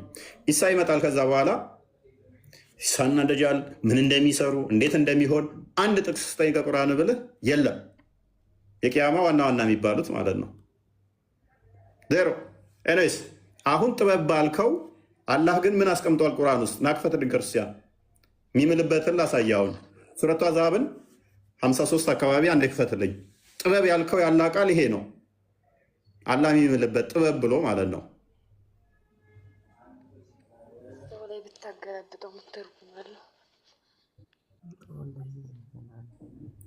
ኦኬ፣ አላህ በዚህ ይምላል። ምንድነው ሴንስ የሚሰጠው? አረብኛ ትችላለህ? አረብኛውን ታነበዋለህ እንዴ? እያነበብኩ እናንተ ያመናችሁ። እሺ አንብብልኝ። እናንተ ያመናችሁ ወይ መድረሱን የማትጠባበቁ ስትሆኑ ወደ ምግብ ካልተፈቀደላችሁ በስተቀር የነብዩ ቤት አትግቡ። ይሄ አንድ ስስታም ሰው የጻፈው ጽሑፍ ነው የሚመስለው። የነብዩ ቤት ካልተፈቀደላችሁ በስተቀር እንዳመጡ በምንም ጊዜ አትግቡ። ነብዩ ከሞት 1400 ዓመት ሞላው። ይሄ ለእኔ ምን ይሰጠኛል? ምን ጥበብ ነው ይሄ? በተመገባችሁ ጊዜ ወዲያውኑ አይምን ግን በተጠራችሁ ጊዜ ግቡ። በተመገባችሁ ጊዜ ወዲያውኑ ተበተኑ። ምግብ ከበላችሁ በኋላ ወዲያውኑ ተበተኑ ከነብዩ ቤት። ለወግ የምትጫወቱ ሆናችሁ አትቆዩ። ይህ ነብዩ በእርግጥ ያስቸግራል። አዳምጪ ፕሊስ። ነብዩ ከሞት 1400 ዓመት ሞላው። የነብዩ ቤት ሳትጠሩ አትግቡ። ምግብ ከበላችሁ ወዲያውኑ ተበተኑ እያልሽ ትያለሽ። ነብዩ ከሞት 1400 ዓመት ሞልተውታል። የምን ስለ ምግብ ነው የምታወሪው? የምን ዕቃ? እሺ ወዲያውኑ ተበተኑ። ለወግ የምትጫወቱ ሆናችሁ አትቆዩ። ይህ ለነብዩ በእርግጥ ያስቸግራል። የቱ ጋር ነበር? ከእናንተም ያፍራል። ራሱ እኮ ነው እየነገራቸው ያለው። ራሱ እየነገራቸው ያለው ራሱ እየነገራቸው አምላኬ ነው ያለው እያላቸው ነው። አዳምጪ። አትረብሹ። ቁርአናችሁን አትፈሩበት። ይነበብ። ለምን የምትሸማቀቁበት? አዳምጥ። ይነበብ። ከእናንተም ያፍራል። ራሱ እኮ ነው ከእናንተ ያፍራል እያለ እየነገራቸው ነው። ጥበብ ነው በጣም እውነት። ራሱ እኮ ነው ይህን የሚነግራቸው አላህ አለ ብሎ። ግን አላህ ከእናንተ አያፍርም። እውነት ነው። ዕቃንም ለመዋስ በተጠየቃችሁ ጊዜ ከመጋረጃ ኋላ ሆናችሁ ጠይቋቸው። ይህ ለልቦቻችሁና ለልቦቻችሁ የበለጠ ንጽህና ነው። ያላንም መልእክተኛ ልታስቸገሩ ሚስቶቹንም ከእርሱ በኋላ ምንጊዜም ልታገቡ ለእናንተ አይገባችሁ። ሚስቶቹን የዛለታ ዘይነብን ያገባለታ የዘይነብን እንትናን የዘይድን ሚስት ወሰደ፣ አገባ። ሰዎቹ ቁጭ አሉ ቤት ውስጥ ሲጫወቱ አየና አይሻን ሊነጥቁኝ ይችላሉ አለና ይህንን የቁርአን ክፍል አወረደ። ውሸት ከመሰለ ሀዲሳቶችና ተፍሲራቶችን እሰጣለሁ። ይህ ምንም ጥበብ አይደለም። እሱ ከሞተ ሚስቶቹም ከሞቱ 1400 ዓመት ሞላው። ይህንን ጥበብ ብሎ ኦኬ ይሄ ዘላለማዊ የአላህ ቃል ነው ብሎ ማመን ውጪ ባህሪው ነው። ቁርአን እንደኛን መጽሐፍ ቅዱስ እንደምንረዳው አይደለም የሚረዱት እነሱ። እኛ መጽሐፍ ቅዱስ ሰዎች እንዲመሩበት ፕሬስ አዳምጣ ያላ ባህሪ ነው አይደል? ይሄ ያላ ባህሪ ነው አይደለም? ይሄ ይኸውልህ አንድ ቁርአን አንቀጽ በነቢዩ ላይ ሲወርድ ለመላው ዓለም ህዝቦች ነው የሚሰራው ማለት ነው። ይሄ ቁርአን አንቀጽ ከወረደ ማለት ነው ይሄ የእስላም ህግጋት ነው። ይሄን የእስላም ህግጋት አይደለም ገባህ አይችልም። ገባህ? በዛን ጊዜ ብቻ የወረደ ሳይሆን እስከ መጨረሻ የሚሰራ ነው። ቁርአን አንቀጽ አንድ ጊዜ ከወረደ ለሁሉም ይሰራል።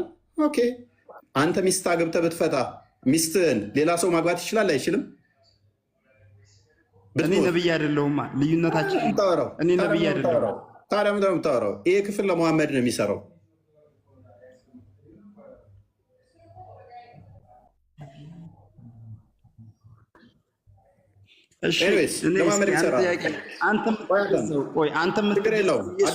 እኔ ከራሴ አንዳች ላደርግ አይቻለኝም እያለ ዜሮ ምንም ማድረግ አይቻልም።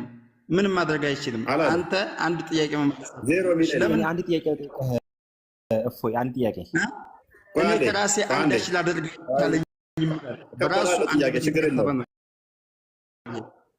እኔ ከራሴ አንዳች ላደርግ አይቻለኝም ዜሮ ምንም ማድረግ አይቻልም። አንተ የምትገዛው አምላክ። እሺ ጀማል አዳም፣ ይሄ አላህ ባህሪ ነው አይደለም? ዘላለማዊ የአላህ ባህሪው ነው አይደለም? ይሄ ፍጡር ያልሆነ ባህሪው ነው አይደለም? ይሄ ነው። ስለዚህ አላህ ፍጡራትን ከመፍጠሩ በፊት ይሄ ቁርአን ክፍል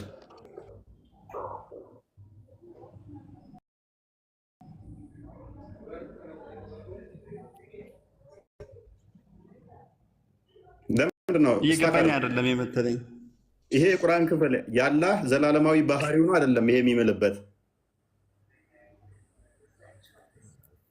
ቁርአን አላህ ለኛ ያወረደው የዘላለም ነው።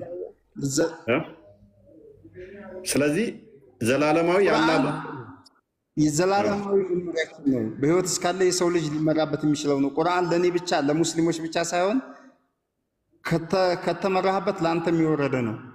ለመላው ለሰው ልጅ የወረደ ነው። ጀማል ይሄ ቁርአን ይሄ ቃል አሁን ፍጡር ነው ፍጡር አይደለም? አይደለም። ጀማል ተቢነልስ ሳዳተይ ፍጡር ነው ፍጡር አይደለም? እንዴት ቁርአን ፍጡር ነው ማለት? ቁርአን የፈጣሪ ቃል ነው። ስለዚህ ስለ ቁርአን ከሆነ እያወራን ያለ ነው ማለት ነው። ጎበዝ ስለዚህ ዓለምን ከመፍጠሩ በፊት አላህ አስቀድሞ ምን እያለ ነበር ማለት ነው? ካልተጠራችሁ በስተቀር የነብዩ ቤት እንዳገቡ የሚል ባህሪ ልክ እንደ እጁ እንደ አይኑ እላዩ ላይ ምን ነበር ማለት ነው? እንደዚህ የሚል ቃል ነበር ማለት ነው። ፍጡር ያልሆነ አላህ ላይ ነበረ። ከዛ በዚህ ይመላል ምን መሰለክ ሳትጠሩ እንዳትሄዱ የሚለው ስለ ሰርግ ነው። እሺ እና ደግሞ ቅድም ብዬሻለሁ ሳዳ ታሪክ ውስጥ አትግቢ። ታሪክ ውስጥ ከገባሽ ሶሪ ማለቴ ታሪኩ ሰርግ ነው። አዎ ሰርግ ነው። ቅድም ጠቁሜሻለሁ። ታሪኩ በጣም እስልምናን የሚቀብር ነው።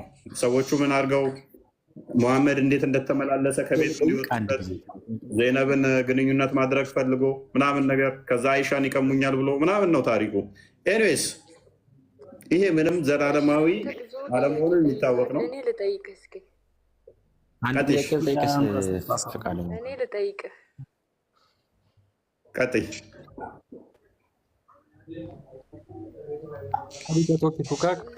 ማለቴ ትንሽ ጥያቄ ነው የምጠይቃችሁ ማለት ነው። ስትፈጠሩ ምንድን ናቸው? ዝንጀሮ መስላለሁ እንዴ? ሰው ነን ማለት ስትፈጠሩ ሙስሊም ናችሁ ወይስ ክርስቲያን ናችሁ?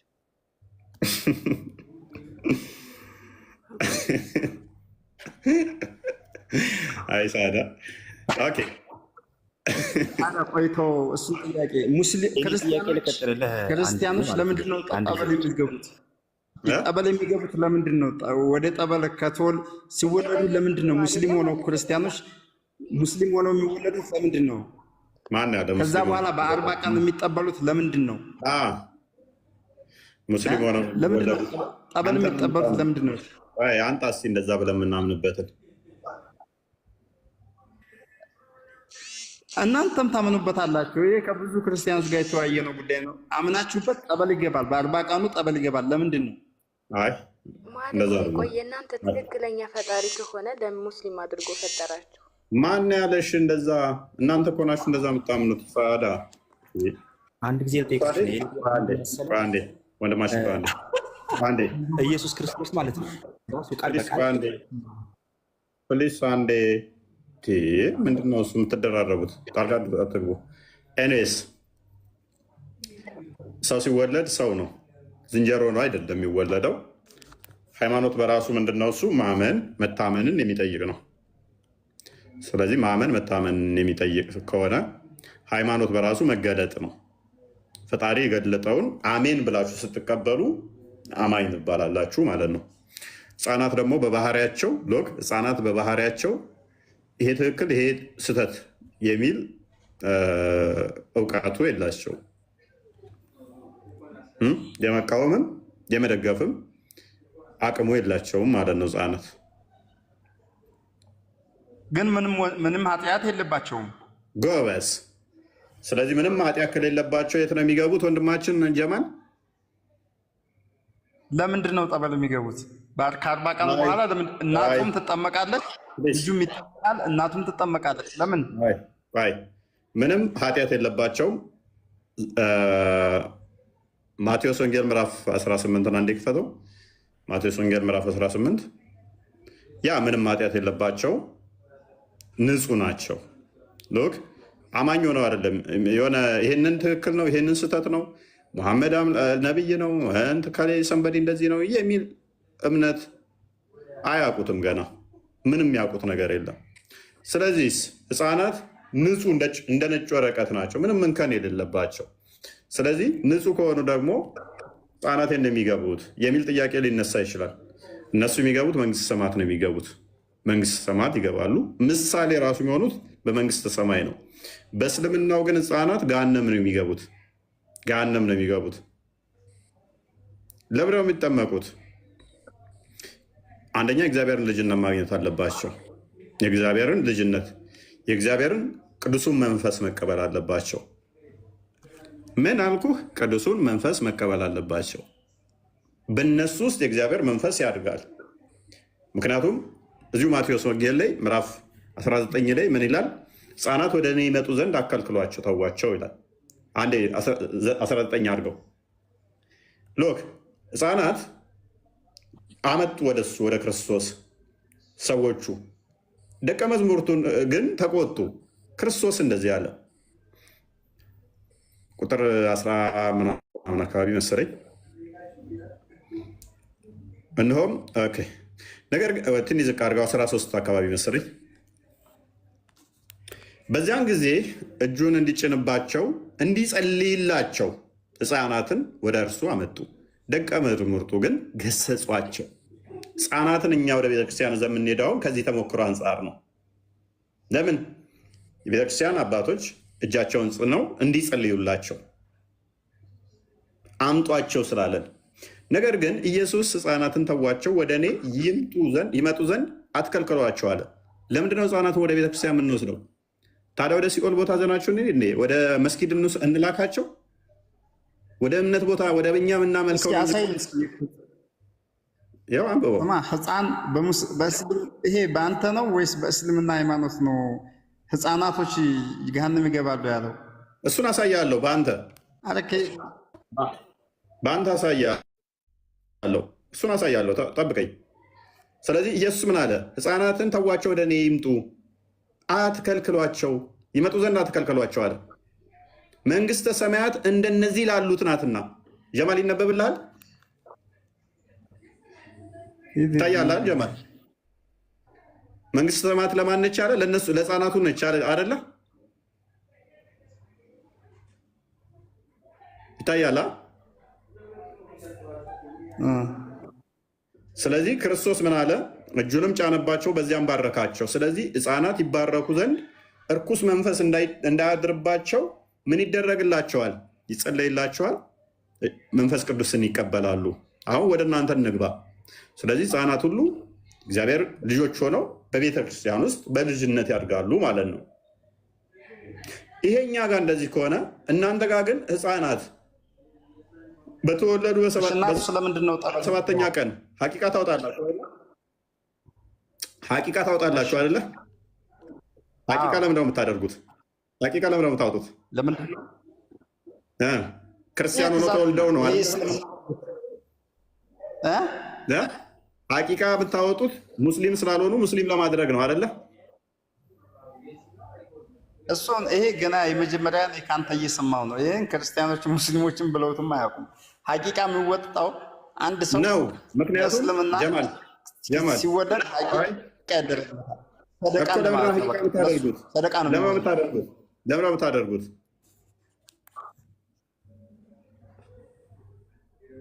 ራንሰም ነው ባይዘ ለሱ እንደ ሰደቃ ነው። በቃ ለሕፃን ልጅ እንደ ሰደቃ ነው። በቃ ሰደቃ ሉክ በደንብ አስተውሉ። ሐቂቃ ማለት ምን ማለት መሰላችሁ?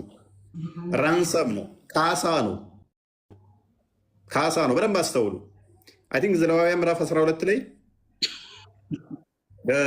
ሕፃናት ሲወለዱ ሴቷ እንትን ስትል የመንጫዋ ወራት በግ እንዲያርደው ወደ ቤተ መቅደስ ይገባሉ። ለወንዱም ለሴቷም እኩል ነው። ክርስቶስ መጣና ቤዛ ሆነን እኛ ማቴዎስ ወንጌል ምዕራፍ 28፣ ማርቆስ ወንጌል ምዕራፍ 10 ቁጥር 45 እንዲሁም ደግሞ ዕብራውያን መልእክትን ስትመለከቱ ምዕራፍ 9 እና ምዕራፍ 11 ቤዛችን ክርስቶስ ሆነ። የዋኖስ እና የበግ እንትን ቀረ ማለት ነው። ያ በእርድ የነበረው ትክክለኛው ካሳ በማን ሆነ ማለት ነው? በክርስቶስ ሆነ። ክርስቶስ ስለኛ ደሙን አፈሰሰ። ሌላ ደም የምናፈስለት አካል አይኖርም፣ የምናፈሰው አይኖርም ማለት ነው። እስልምናው ግን እስቲል ያንን አስቀጠለው። ኤግዛምፕሉን የሚወስዱት ሱራ 37:105 ላይ የሚገኘውን አብርሃም ልጁን ሊሰዋ ሄዶ ራንሰም በበግ በበግ ራንሰም ሆኗል፣ ወይም ደግሞ ካሳ ቤዛ ሆኖታል የሚል አለ። ስለዚህ ሕፃናት በተወለዱ መጠን ምን ይደረጋሉ? ወንድ ከተወለደ 2 በግ እኩል የሆኑ፣ ሴት ከተወለደ ደግሞ 1 በግ በ7ኛ ቀን ግዴታ ያርዳሉ ማለት ነው። ካሳውን ያስቀጥሉታል። እኛ ግን ክርስቶስ ካሳ ስለካሰልን በደንብ አዳምጡ። ራሱ ቤዛ ስለሆነን ሞቱን በሞቱ ስለገደለልን ካሳ ሆኖ ያንን የደም ስርዓት የበጎችና ፍየል ማረድ ስላስቀረልን ያንን ካሳ ሼር የምናደርገው ክርስቶስን የምንለብሰው በጥምቀት ነው። እሺ እኔ ጥያቄ ልጠይቅሽ። እኔ ክርስቲያን ማረድ እንዲህ ደም ማፍሰስ አይጠበቅብንም። አንድ የክርስቶስ ደሙን ስላፈሰሰልን፣ ስለዚህ በጥምቀት ክርስቶስን እንለብሳለን። ገላትያ ምዕራፍ 3 እንደሚናገረው ማለት ነው። እኔ ክርስቲያን ከሆንኩ አዳምጥ፣ ቆይ ኢየሱስ እኔ ከ26 ጀምሮ እንደሚናገረው ሮሜ ምዕራፍ 6 በተመሳሳይ ከቁጥር 1 እስከ 6 አካባቢ። ስለዚህ ደሙ ቀረ ማለት ነው። የደም ስርዓቱ ቀረና በጥምቀት ምን እንሆናለን? ከክርስቶስ ጋር ህብረት እናደርጋለን። ሞቱን በሚመስል ሞተን እንነሳለን ማለት ነው። ስለዚህ ህፃናት ያንን በጥምቀት ሼር ያደርጋሉ። ሙስሊሞቹ ግን እስቲል ለህፃናት ገና ራንሰም ያወጣሉ፣ በግ ያርዳሉ። አንድ በሉ። ሁለተኛ ህፃናት ለምንድነው የሚጠመቁት? እግዚአብሔርን ቅዱሱም መንፈስ እንዲቀበሉ አልኳቸዋል። ልክ ሲወለዱ በእስልምና ደግሞ ምንድነው የሚቀበሉት? መልስልኝ ክርስቲያን። ህፃናት ልክ ሲወለዱ በእስልምናው ምንድነው የሚቀበሉት? ለሀጭም አለው። ከለሀጩ ይልቅ ምንድነው የሚቀበሉት?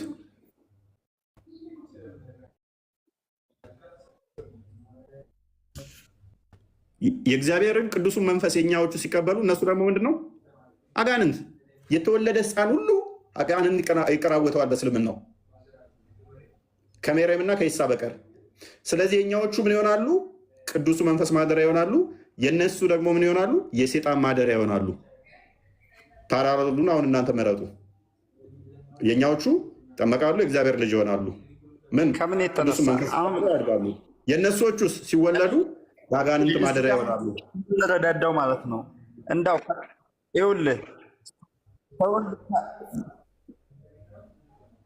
ኧረ በእናትህ ሰውን እኮ የምታሳምነው አንድ ጥያቄ ስንጠይቅ ስትመልስልን ነው። እናንተ እኮ ይኸውልህ ከጥላቻ የተነሳ ብቻ ንግግር አልቅስ። በደንብ አድርጎ ተመልሶልሃል። ከሰሮን አልቅስ አይሻልም? የተመለሰለት አንዳንድ እየየዎች አስቁኛል። በነገራችን ላይ ብዙዎቹ አያውቁትም እኮ ለዛ ነው አሁን ችግሩ። እነዛ ህፃናት እንዴት መግረፍ እንዳለብኝ ሊያስተምሩኝ ይሞክራሉ ትላለህ። ቀጥል። ሴት ስትወለድ በህፃን ልጅ በእስልምና ህፃኗ ሴት ከሆነች አንድ በግ ይታረድላታል ቤዛ የሚሆናት፣ ወንዱ ደግሞ 2 በግ ይታረድለታል ማለት ነው። ይሄ ለምንድን ነው የሚታረደው? መስዋዕቱ ለምንድን ነው? ጥቅሙ አገልግሎቱ ለምንድን ነው? እኛ ጋር በብሉይ ኪዳን ሁለቱም ወንድም ትውለድ ሴት የመንጻቷ ወራት በደረሰ ጊዜ ወደ ቤተ መቅደስ ለካህኑ የምታቀርበው ካህኑ የሚያቀርበው ይዛ ትሄዳለች። ተመሳሳይ ነው ለወንድም ለሴትም ማለት ነው። በእስልምና ግን ገና ሲወለዱ እንኳን በመድሎ ለወንድና ሴት መድሎ ይጀምሩና በማዳላት ይጀምሩና ለሴቷ 1 ለወንዱ 2 አድርገው መስዋዕት ያቀርባሉ። ለምንድን ነው? ይሄ ጥቅሙ ነው። ሙስሊሞች ከሆኑ ሲወለዱ ለምንድን ነው ጥቅሙ? እሱ በደንብ ተመልሶላቸዋል ሙስሊሞች።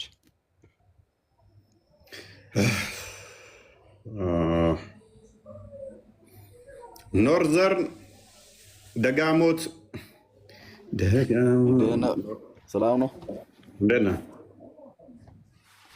ሰላም ነው። እግዚአብሔር ይመስገን። አንተ እግዚአብሔር ይመስገን ብለህ ነው የምንለው? እግዚአብሔር ማለት ምን ማለት ነው?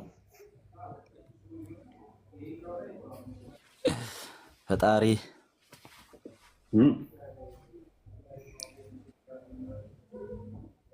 ፈጣሪ። ዋብያ ነህ አባሽ ነህ? ዋብያ ወይስ አባሽ? የትኛው ሙስሊም? ሙስሊም። ከየትኛው አቂዳ? ሙስሊም ነኝ። አቂዳ ምንድን ነው? ኧረ ጥያቄ አለ። ኦራይት ዛሬ ጥያቄያችን ከማላ ጋር በተያዘ ነበረ።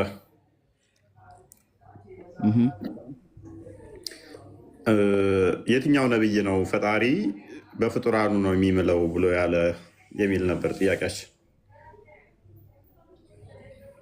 እንዴት ማለት ስትል በፍጡር ስትል እንዴት? አንተ አሁን በምንድን ነው በጉንዳኖች ምናምን ነው የምምለው? አይደለም በፈጣሪ ስም ነው የምምለው። ፈጣሪ ከፍ ያለ ስለሆነ ነው ወይንስ ጉንዳኖቹ ዝቅ ስላሉ ነው? ለምንድን ነው?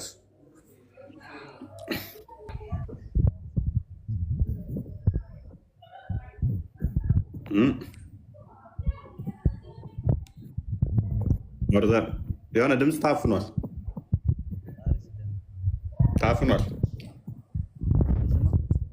አትሰማም። በፈጣሪ ስለምታመን መልካም። በፈጣሪ ስለምትተማመን ሊዋሽ ስለማይችል ሊቀየር ስለማይችል ሊለዋወጥ ስለማይችል ማለት ነው። በፈጣሪ ከማልኩ ታምነኛለህ። መልካም። ስለዚህ ከፍ ባለ ነገር ነው የምለው ማለት ነው እንድትታመን። ፈጣሪን በፈጣሪ ስም አልዋሽ። ዝቅ ባለ ነገር ብምልስ እየዋሸ ሊሆን ይችላል ማለት ነው። ሊዋሽ ይችላል። ኦራይት። እና ፈጣሪ ታዲያ ከሱ በታይ ዝቅ ባለ ነገር ሲምል እየዋሸ ነው ማለት ነው? አይደለም እኮ ፈጣሪ እኮ የሚምለው እኮ ለመታመን ሳይሆን ለመታመን አይምልም እኮ እግዚአብሔር። ምን ፈልጎ ነው የሚምለው ታዲያ? አንተ ባስባልከው መሰረት ቅዱሳችን በደንብ ይደግፋል። ኖርዘር አንተ ያልከውን ዕብራውያን ምዕራፍ 6 ቁጥር 12 ጀምሮ 14 አካባቢ አንተ ያልከውን በደንብ ሰፖርት እንትን ያደርገዋል። በደንብ ነው አፕሪሺየት አድርጎ የሚቀበል መጽሐፍ። እግዚአብሔር መማልን አይተማመንም። ለመታመን እግዚአብሔር ታማኝ ነው ባይምልም ያ ታማኝ ነው። ነገር ግን መሐላ ምንድነው? እሱ በሚለዋወጥ ነገር አይማልም አይደል? መሐላ እኮ እሱ ለመታመን የሚለው ሳይሆን አንድን ነገር እንትኑን ጭነቱን ክብደቱን ለማሳየት ብሎ ነው የሚምለው። አላ በፍጡራኑ ታዲያ ክብደቱን ለማሳየት በራሱ ነበር መማል ያለበት። ማለትም ሎክ እሱ ታማኝ ነው አይደለ? ታማኝ እንደመሆኑ ታማኝነቱን ለማስረገጥ በታማኝ ነገር ነው መማል ያለበት እንጂ ታማኝ ባልሆነ ነገር መማል ምንድን ነው? እሱ የእሱን ታማኝነት የእሱ እኮ መማል አይደለም። ምንድን ነው ታዲያ? የሰውና የእሱ መማል ተመሳሳይ አይደለም። የእሱ መማል እኮ ለእምነት ሳይሆን የአንድን ነገር ክብደት ለማሳየት ነው አልኩህ እኮ። ለምሳሌ ክብደት ስትል ለምሳሌ አሁን ለምሳሌ እንደዚህ ብታደርግ እንደዚህ እቀጣለሁ በዚህ የምላለው ሲል እኮ ቅጣቱን ክብደቱን ለማሳየት ነው እንጂ ለመታመን አይደለም። ሶሪ። ስለዚህ የማለባቸው ነገሮች እኮ ተለዋዋጭ ከሆኑ እኮ ማላው ላይ ይዘኝ ነው ማለት ነው። እስኪ አይደለም እሱ የሚለው እንድታምነው ሳይሆን ለምሳሌ በዳይኖሶርስ ምሎ ቢሆን ኖሮ ዳይኖሶርስ የለም። ስለዚህ ባልኖረ ነገር ምንድን ነው የሚመልልኝ? እነሱ በሌሉበት በምንድን ነው የሚይዘኝ? እነሱም አይጠይቁትም፣ እሱም አይያዝበትም። እስኪ አንድ ለምሳሌ የማሌ ቦታ ካለ ለምሳሌ የማለ ቦታ ለምሳሌ ባላየሁት ነገር ምሎ ምንድን ነው እሱ? ማላየው ከሆነ ያ ነገር ምን እንደሆነ አላውቅም። ሰው ማላው ምንድን ነው ለእኔ የሚጠቅመኝ? እሱ የማይታይ እኮ ብዙ ነገር አለ። ጴንጤና እያሉ ነው። አንተ ማን ነው የምለው? ጴንጤና እያሉ ነው። ኮመንት ላይ 1-3 ልጆች አይቻሉ። ያው ኮመንት እያየው ነው። አይደለሁም በምንም ታምር። እስቲ ቁልሃ አድን ቅራ እስቲ። ቁል ሁወላሁ አሐድ አላሁ ሰመድ ለም የሊድ ወለም ዩለድ ወለም የኩን ለው ኩፉወን አሐድ። ምንም እንትን አትፈታተኑ በእናታችሁ። ርሱናትን ቅራ እስቲ። አይደለም ይበቃል፣ አትፈታተኑ።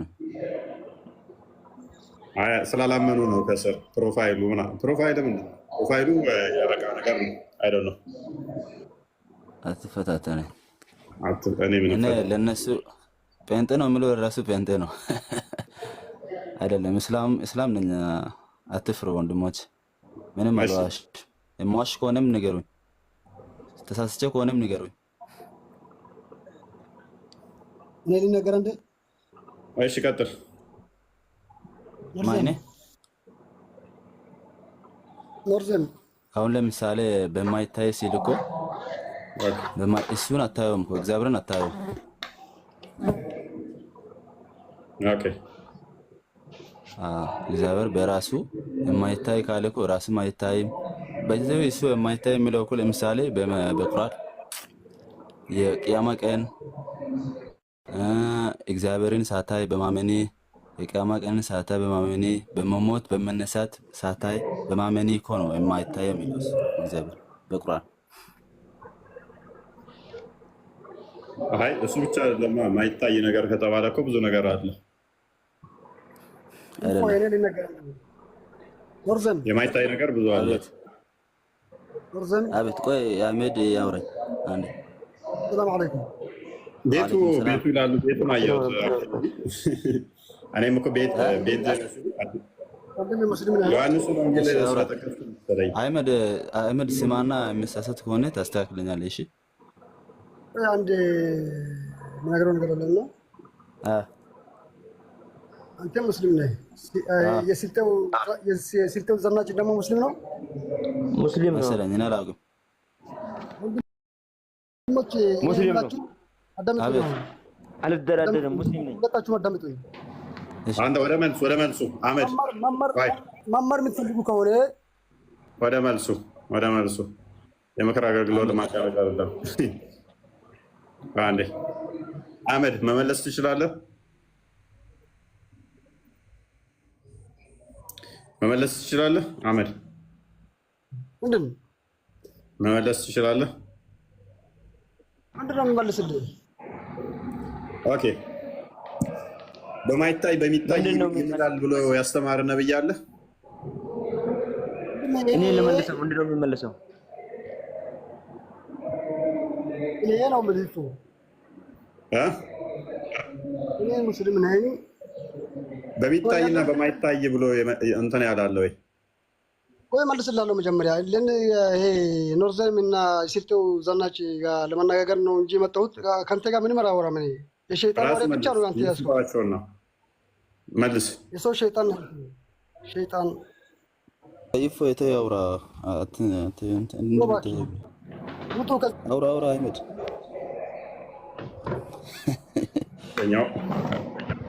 ስልጤው እንኳን ደህና መጣ። ለምንድን ነው የምታወጣው? እሱን አህመድ ለምንድን ነው የምታወጣው? ራሱ ነው የወጣው። ባይዚ ያላስወጣሁት ነው ወይ? አይ ችግር የለውም እኮ እሱም እኔ ሊመክረን ነበር። አናዳችሁ ትወጣ። ምክር አገልግሎት አይደለም። መልስ የሚመልስ ነው የምንፈልገው። እሺ እንቀጥለው። ጥያቄ ምንድን ነው ያንተ ማለት ነው? ከነቢያት ውስጥ እንደዛ ያስተማራል ወይ ነው ጥያቄያችን። እንዴት ስለምን ከነቢያት ውስጥ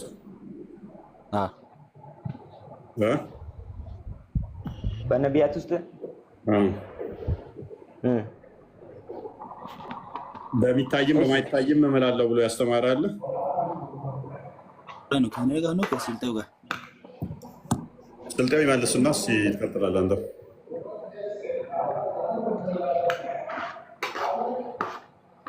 ምንድነው ስልጤው? የሆነ ሚንጫጫ ነገር አለ ስር እኔ ላይ ነው ወይስ ያ ሚንጫጫ ነገር አለ? ስራ የሚሰሩ ልጆች አሉ፣ እነሱ ናቸው። ኦኬ አንዴ ሚዩት አድርገው፣ የሚረብሽ ነገር ስላለ ዘርዘርን ይጨርስ። አሁን ከአንተ ጋር የሚደረግ ውይይት ለመማር ነው ለማስተማር ነው እውቀት ለመጨበጥ ነው ወይስ ለስድብ ነው? አይ እንደ ስም ፖፖ ለምን ትሆናለህ? ከአንተ የምናገኘው ምንድን ነው ንገረን እስኪ። ፖፖ ከስሩ ነው በቃ የሚያዋጣ፣ በውስጥ መዛቱ ነው የሚያዋጣ።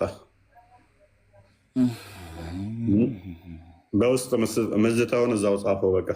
ለዛ ነው ያስገባው ነበር እንደምፎከረው በውስጥ ዛቻ አርዳለሁ ገላለሁኝ እንደምትለው። እስቲ ላይቭ ላይ ስትገባ እውቀት ይኖር ይሆን ብዬ ነበር ያስገባው።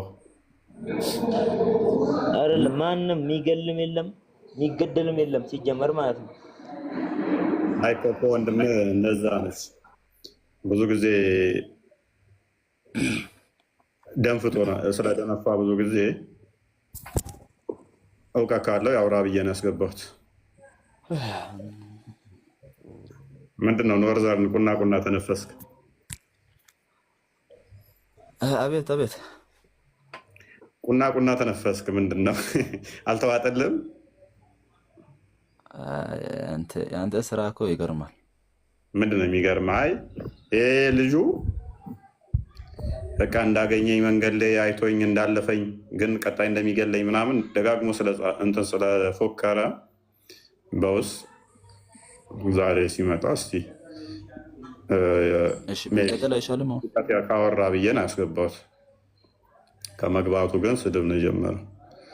አንተን እኮ አልለካውም፣ እናንተን አልለካዎችም። እናንተ የምታውቁትን እየመለሳችሁ እያወራን ስለሆነ እውቀት ላይ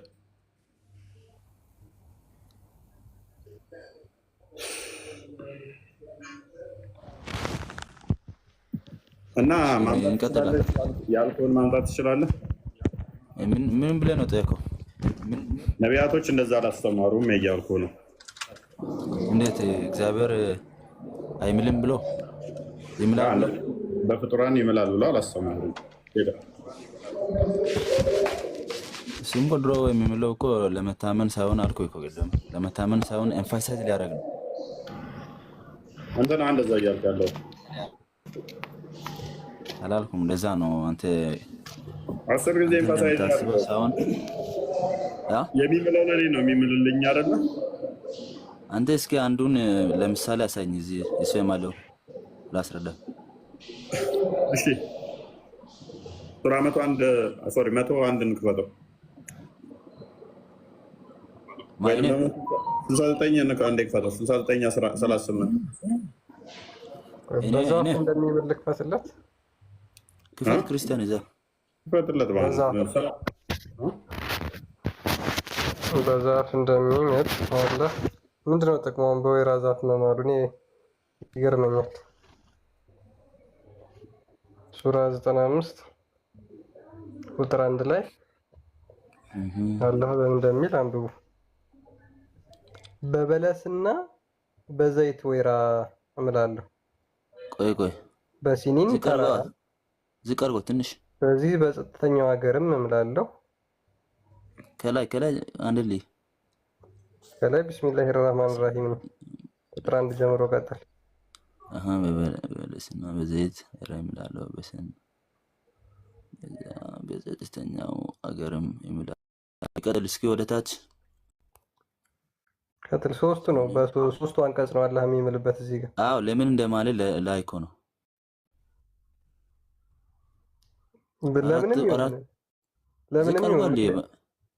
ቀጥል። ምንም እኮ የሚረዳህ ነገር የለም። አየህ ሰውን በጣም በአማረ አቋሙ ላይ ፈጠን ነው የሚያረጋግጠው ምሎ በዛፍ ካለ እኮ ያረጋግጣል ማለት። ቆይ ክርስቲያን ቆይ ረጋ ትንሽ ቀስ በቀስ ብንሄድ አይሻልም? ሂድ ከቁጥር 1 ጀምር። በበለስና በዘይት ወይራ እምላለሁ በሲኒን ተራራም በፈጠኝም አገርም እምላለሁ። አራተኛ ላይ ምን ይላል? እስኪ ሰውን ዝቅ አድርጎ ትንሽ መሀል ላይ የለም። አራተኛ ላይ መሀል ላይ የለም። መሀል ላይ ያለው ሊዮ ችግር የለውም። ሊዮ አትደብቅ፣ የሆነ ምስጢር ያለ ይመስላል። አረንካ ችግር የለውም። ምን ይደላል? እሺ እዛ ተው፣ አትፍራ እንዳፈራ ወንድም። በጣም ሰውን በጣም ላይ ነው ጥያቄያችን። ቀጥል። ከዚያም እንድታምነው ሳይሆን እኮ መፍጠሩን አለመፍጠሩን እንድታምነው ሳይሆን አላህ ቆንጆ ነው። በቃ ቆንጆችን ይወዳል። ስለዚህ ቆንጆ አድርጎ አላህ አደምን ፈጥሮታል። የእኛው ክፍል ችግር ያለበት ነው። ሲጀመር አላህ በጣም በአማረ አቋም ላይ ፈጠር ነው የሚለው ራሱ ችግር ያለበት ነው። ኤኒዌይስ አይደለም እሱ ይሄ እኮ በክርስቲያንም የተቀበለ ነው። ቅቡልና አለ እኮ ቆንጆ መሆን። የሰው ፍጡር ሁሉ ቆንጆ ነው። ሰው ነው ሰውን የሚሳደበው እንጂ ሰው ሁሉ ቆንጆ ነው በእግዚአብሔር ዘንድ። እርግጠኛ ነህ? ምሽቃት አልመሳቢ 119 አላነበብክም ማለት ነው። ምን ይላል? ሰላም ቤተሰብ አማን ናችሁ? ሰላም ነው ማለት ነው። ያዘው። ስለዚህ እንደዚህ ምሎ የትኛው ነብይ ነው እንደዚህ ያስተማረ? እስኪ ባለ ያለ ስሙ መማል መጽሐፍ ቅዱስ የለውም።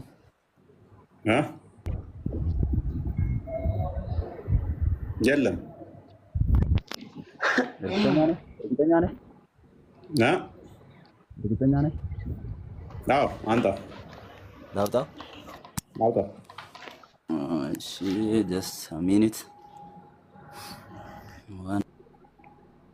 እንደመደመው አላህ የማይምልበት የለም ማለት ነው። እንግዲህ ታያችሁ በክርስቲያን ካካ ይምላል አለ። አይምልም የሚል ካለ ማስረጃ ማውጣት ይችላል። ቢኮዝ ሊምልበት የማይችል ፍጡር አለ የለም። በክብሩና ሰላም ናችሁ? ክርስቲያን አቤት እፎይ፣ እንዴት ናችሁ? ደህና ናችሁ? መዝሙረ ዳዊት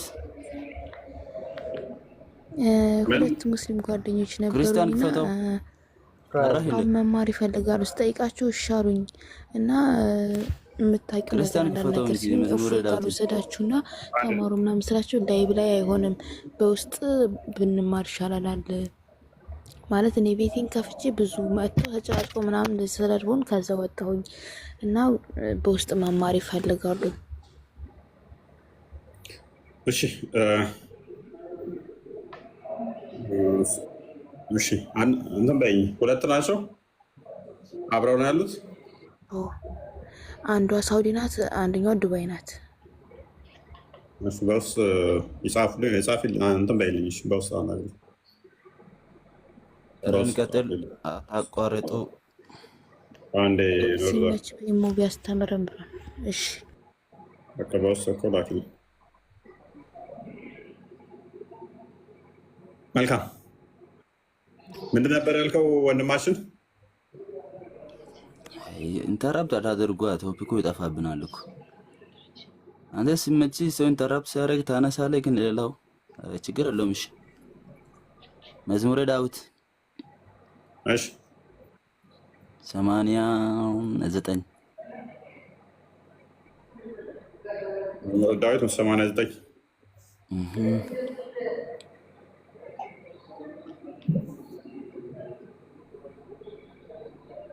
89 ቁጥር ስንት? 35 ያው በፍጡር እንደማለት ነው የምታመጣው አይደል? ዶንት ወሪ አትፍራ። ምንም እሺ አንብበው በራስህ አንብበው። ተበላ ማነው ተበላ? ራስህ ተበልተህ ይላል። ዳዊትን አንብበው እስኪ አንዴ ቆይ። ቁልጤው የሚፈርጋን ኖርዛር እንቀጥል። አይደለም እኔ ራስን አንበብኩ። አሁን ያንተ ነው ተራ ማንበብ። አንብብ ራስን ቁርአን እንኳን አንበብኩኝ እኔ በራሴ ራሳችን አንድ ያመጣው መረጃ እኮ ነው። በፍጡር እንደሚመልክ እኮ እያሳየህን ነው። ቀጥልና አንብቡ። እንዴት እንደተበላ እያየኸው ማለት ማንበብ ፈራኝ። ስታነበው በደንብ ስለምታፍር በደንብ ባመጣኸው ነገር እስኪ አንብበው። እስኪ ቅድም እናንተ ከቁርአኑ ወጥታችሁ አንብብ ስትሉኝ አነበብኩ። አሁን በራሴ ምን አስፈራ? እኛ ያንተን እያነበብ ነበር። አማርኛ ትንሽ ይከብደኛል። አንብብ አንተ። ትችላለህ። አልችልም። በምን አንብበው ነው እና መረጃ ያመጣው? በእንግሊዝኛ ቀይር ላንብብልህ። ኖ ትችላለህ። አማርኛ አንብበው። በእንግሊዝኛ ቀይር። ትችላለህ። አንብበው። አይ ጊዜ የፈለጋችሁ ነው አይደል? ያው እንደዚህ ያወራችሁ ጊዜ የሆነ ሳስር ልታደርጉ አይ ችግር የለውም። ዶንት ቺት። መልካም ምንድነው እሱ የሚለው? ምንድነው ጥያቄ እዚህ ጋር ረሳው እንዴ? ሎክ እንደዚህ ነው የሚለው ዳዊትን እንዳልዋሸው አንድ ጊዜ በቅድስነቴ ነቴ ቴ ምን እንደምታሳየው ምንድን ነው ያሳየው?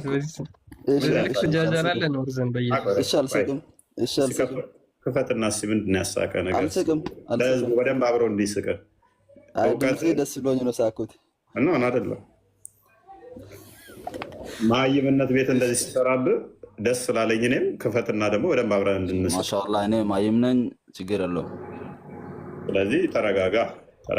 ምንም ሰማት በራሳቸው ፕሊዝ ተረጋጋ። መሀይምነትን በደንብ ላሳየህ የነቢዩን ሱና ስለተከተል ማለት በቅዱስነቴ ማለው በማ በራሱ ማለት ነው። ቅዱስ ነው እግዚአብሔር ቅዱስ ነው። ዘሌዋውያን ምዕራፍ 11 ላይ ቁጥር 44 ላይ ለምሳሌ ምን ይላል? ቅዱሳኑን እኔ ቅዱስ ነኝና ይላል። እኔ ምንድን ነኝ? ቅዱስ ነኝ፣ እናንተም ቅዱስ ነው አላ ይላል። እግዚአብሔር ምን አለ እዚህ ጋር? በቅድስናዬ ማልኩኝ። በሌላ ፍጡር ማለ እያለ አይደለም። እሱ ንጹህ ቅዱስ ነው። በቅድስናዬ ማልኩ እያለ በፍጡር ማለ ይለኛል። በራሱ እኮ ነው የማለው። አይደለም። ማይ ሆሊነስ ምን ማለት ነው? ማይ ሆሊነስ እሱ ነው እንዴ? የእሱን ቅዱስነት እኮ ነው። በራሱ ሰውን እኮ በራሱ ቅዱስነት ነው ማለት። እሱ ቅዱስ ነው አይደለም? ቅዱስነቱ እሱ አይደለም። እሱ ቅዱስ ነው አይደለም? ቅዱስነቱ እሱ አይደለም። የእሱ ጸባይ ነው ቅዱስነት። እሱ ቅዱስ ነው። ቆይ ዘሌዋውያን ምዕራፍ 11 ቁጥር 44 እንክፈተው። በጣም ታዲያ ላይ ይበቃል። ሙስሊሞች ስሙ፣ ይሄ ነው በቃ። ምን የምታውቀው ነገር እኮ የለም።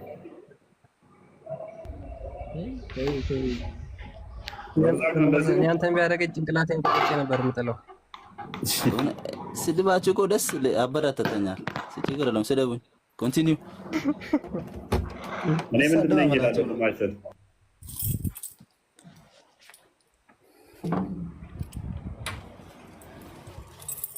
እኔ ምንድን ነኝ ይላል። ቅዱስ እሱ አይደለም እያለ ነው። እኔ ምንድን ነኝ እያለ ነው።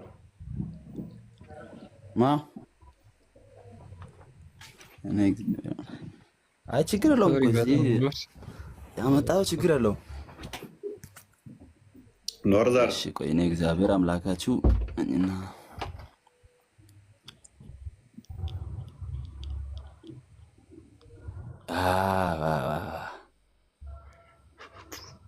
ሰውም እኮ ቅዱስ ይሆናል። እሱ ብቻ አይደለም። ሰማ አይደል? ቅዱስም ስማ ቅዱሳኔም ሁኑ እኔ ቅዱስ ነኝና ሰውም ቅዱስ ይሆናል። አንተ የመሆን ነው አንተ። እሱ ግን በባህሪው እሱ ቆይ አዳም እሱ ግን በባህሪው ምንድነው? ቅዱስ ነው። አይ አዳም እኛም ቅዱስ እንሆናለን እኮ። ቆይ አንዴ ላስረዳ። አዳም እሺ አውራ። ፈጣሪ በባህሪ የሆነ በጸጋ አይደለም ቅዱስ የሚሆነው። እንደው በአንተ አረዳድ እንኳን ብንሄድ በባህሪ አይደለም። እሱ ቅድስናው የባህሪው ነው፣ የጸጋው ሳይሆን የባህሪ ነው። ሰው ግን የሚያድግ ነው። ቅድስናው ወደ እግዚአብሔር የሚያድግ ነው ሰው። እሱ ግን በባህሪው ቅዱስ ነው። ያ በባህሪው ያለ እርሱ ምንድነው? እሱ መለኮታዊ ባህሪው ነው። ስለዚህ በራሱ ነው የማለው እንጂ እሱ ላይ የሆነ ፍጡር የተደረበ ነገር የተጨመረ ነገር የለም። በቅድስና የማልኩ ሲል ራሱ ቅዱስ ስለሆነ ነው እንጂ የሆነ ቼንጅ የሚያመጣ ፈጣሪ የለንም። ሜይ ቢ አላህ እንደዛ ነው መሰለኝ። የሆነ ሰዓት ላይ እርኩስ ነበረ፣ እየተቀደሰ የሚመጣ ነው መሰለኝ። አላህ የሆነ ቅድስናን ፈጥሮ አላህ ቅድስናን ይፈጥርና ከዛ ያንን ባህሪውን እያጠራው ይሄዳል ማለት ነው። ስለዚህ እግዚአብሔር በቅድስና የማልኩ ሲል በራሱ ባህሪ በራሱ የሚምል እንጂ ተጨማሪ በሌሎች በፍጡራን የሚምል አይደለም። ይህንን ጭንቅላታችሁን እንዴት ነው የምታጸዱት? በምን በኦሞ እንዘፍዝፎ በኦሞ እንዘፍዝፎ በእንዶድ ካልሆነ አይለቅም። የሚኖር ዘር ነው። በተለይ በጣም ከባድ ነው። መሸነፋችሁ ነው እኮ። ለምን አጠፋው ፓርቱን ያሁኑን በስመ አብ የሌለ ነው የረጣ። በዝረራ ነው የጨረስከው ዛሬ ውይይቱን እራሱ። ተኛ አሁን ደስ እያለ ተኛ። አሁን እኮ ቀጣይ እንደውም በቃ በስሜም ማልኩ ሲል በሌላ ነገር ምሏል ሊለን እኮ ነው ይሄ ሰውዬ። ስለዚህ አላ ለምሳሌ አርጌዳ ያወርደኝ እኮ ነው እንትን አለ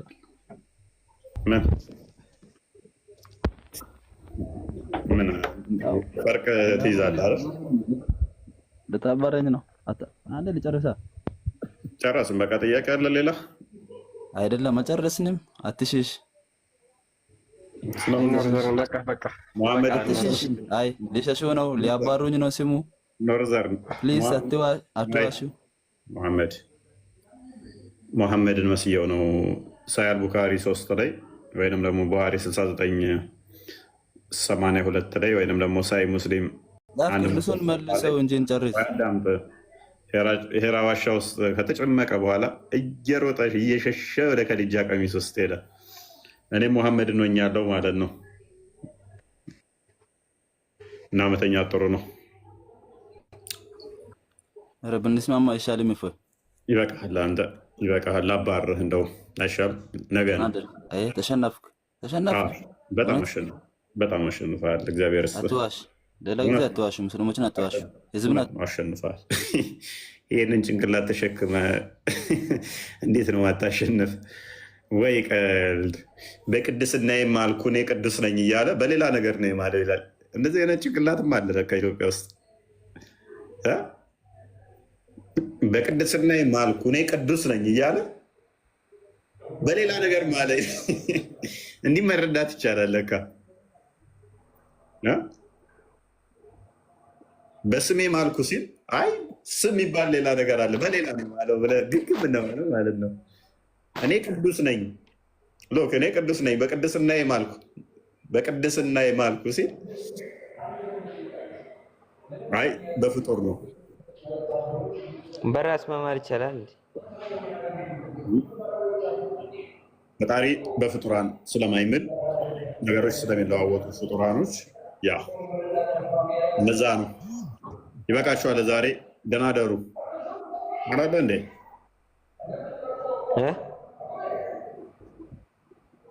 ቃል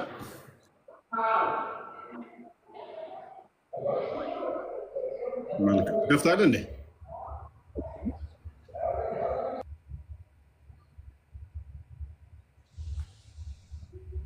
መከፍት ከሆነ እኮ ልሰጥህ እኮ ነው። ሰው ነው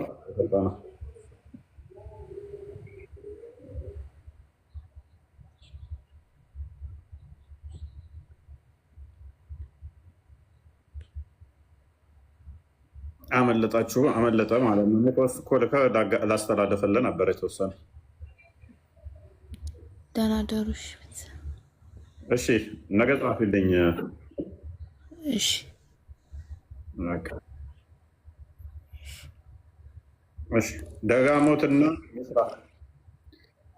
ደጋሞትና ሚስራ አንድ መምህር ካላችሁ አዋሩኝ። ማስተማር የምትችሉ ልጆች ሰሞኑን እየሰጠው አይደለም፣ ያልመለስኩላችሁ መምህር እጥረት ትንሽ ስላለ ነው። አሁን የተሰጡ ስላላለቁ ነው፣ እንትን ስላለ ነው።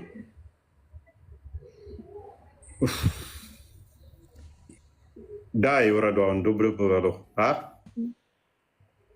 ሚስሮ ምን ለማድረግ ነው? ምኑ ወይ አወርጂም እንዳሆነ ከቤቴ ምናምን ወረጅኝ ከቤቴ እንዲህ መቼ እንደጨረስክ አወቅ እኮ። አንቺ ጋር እንቅልፍ ስናጊ ከወደ ከእንቅልፍ ስናጊ እኮ አንቺ ሁሌም እንደዚህ ነሽ። መሐመድ እኮ መጥቶ ሰላም አለሽ። እኔ እኮ የተኛቸው መስሎኝ። መሐመድ ሰላም ብሎ እኔ ተኛች ይመስለኛል። ትዳኛለች ልጅ እያለ ነው መሐመድ። ተበሳጭቶብሻል።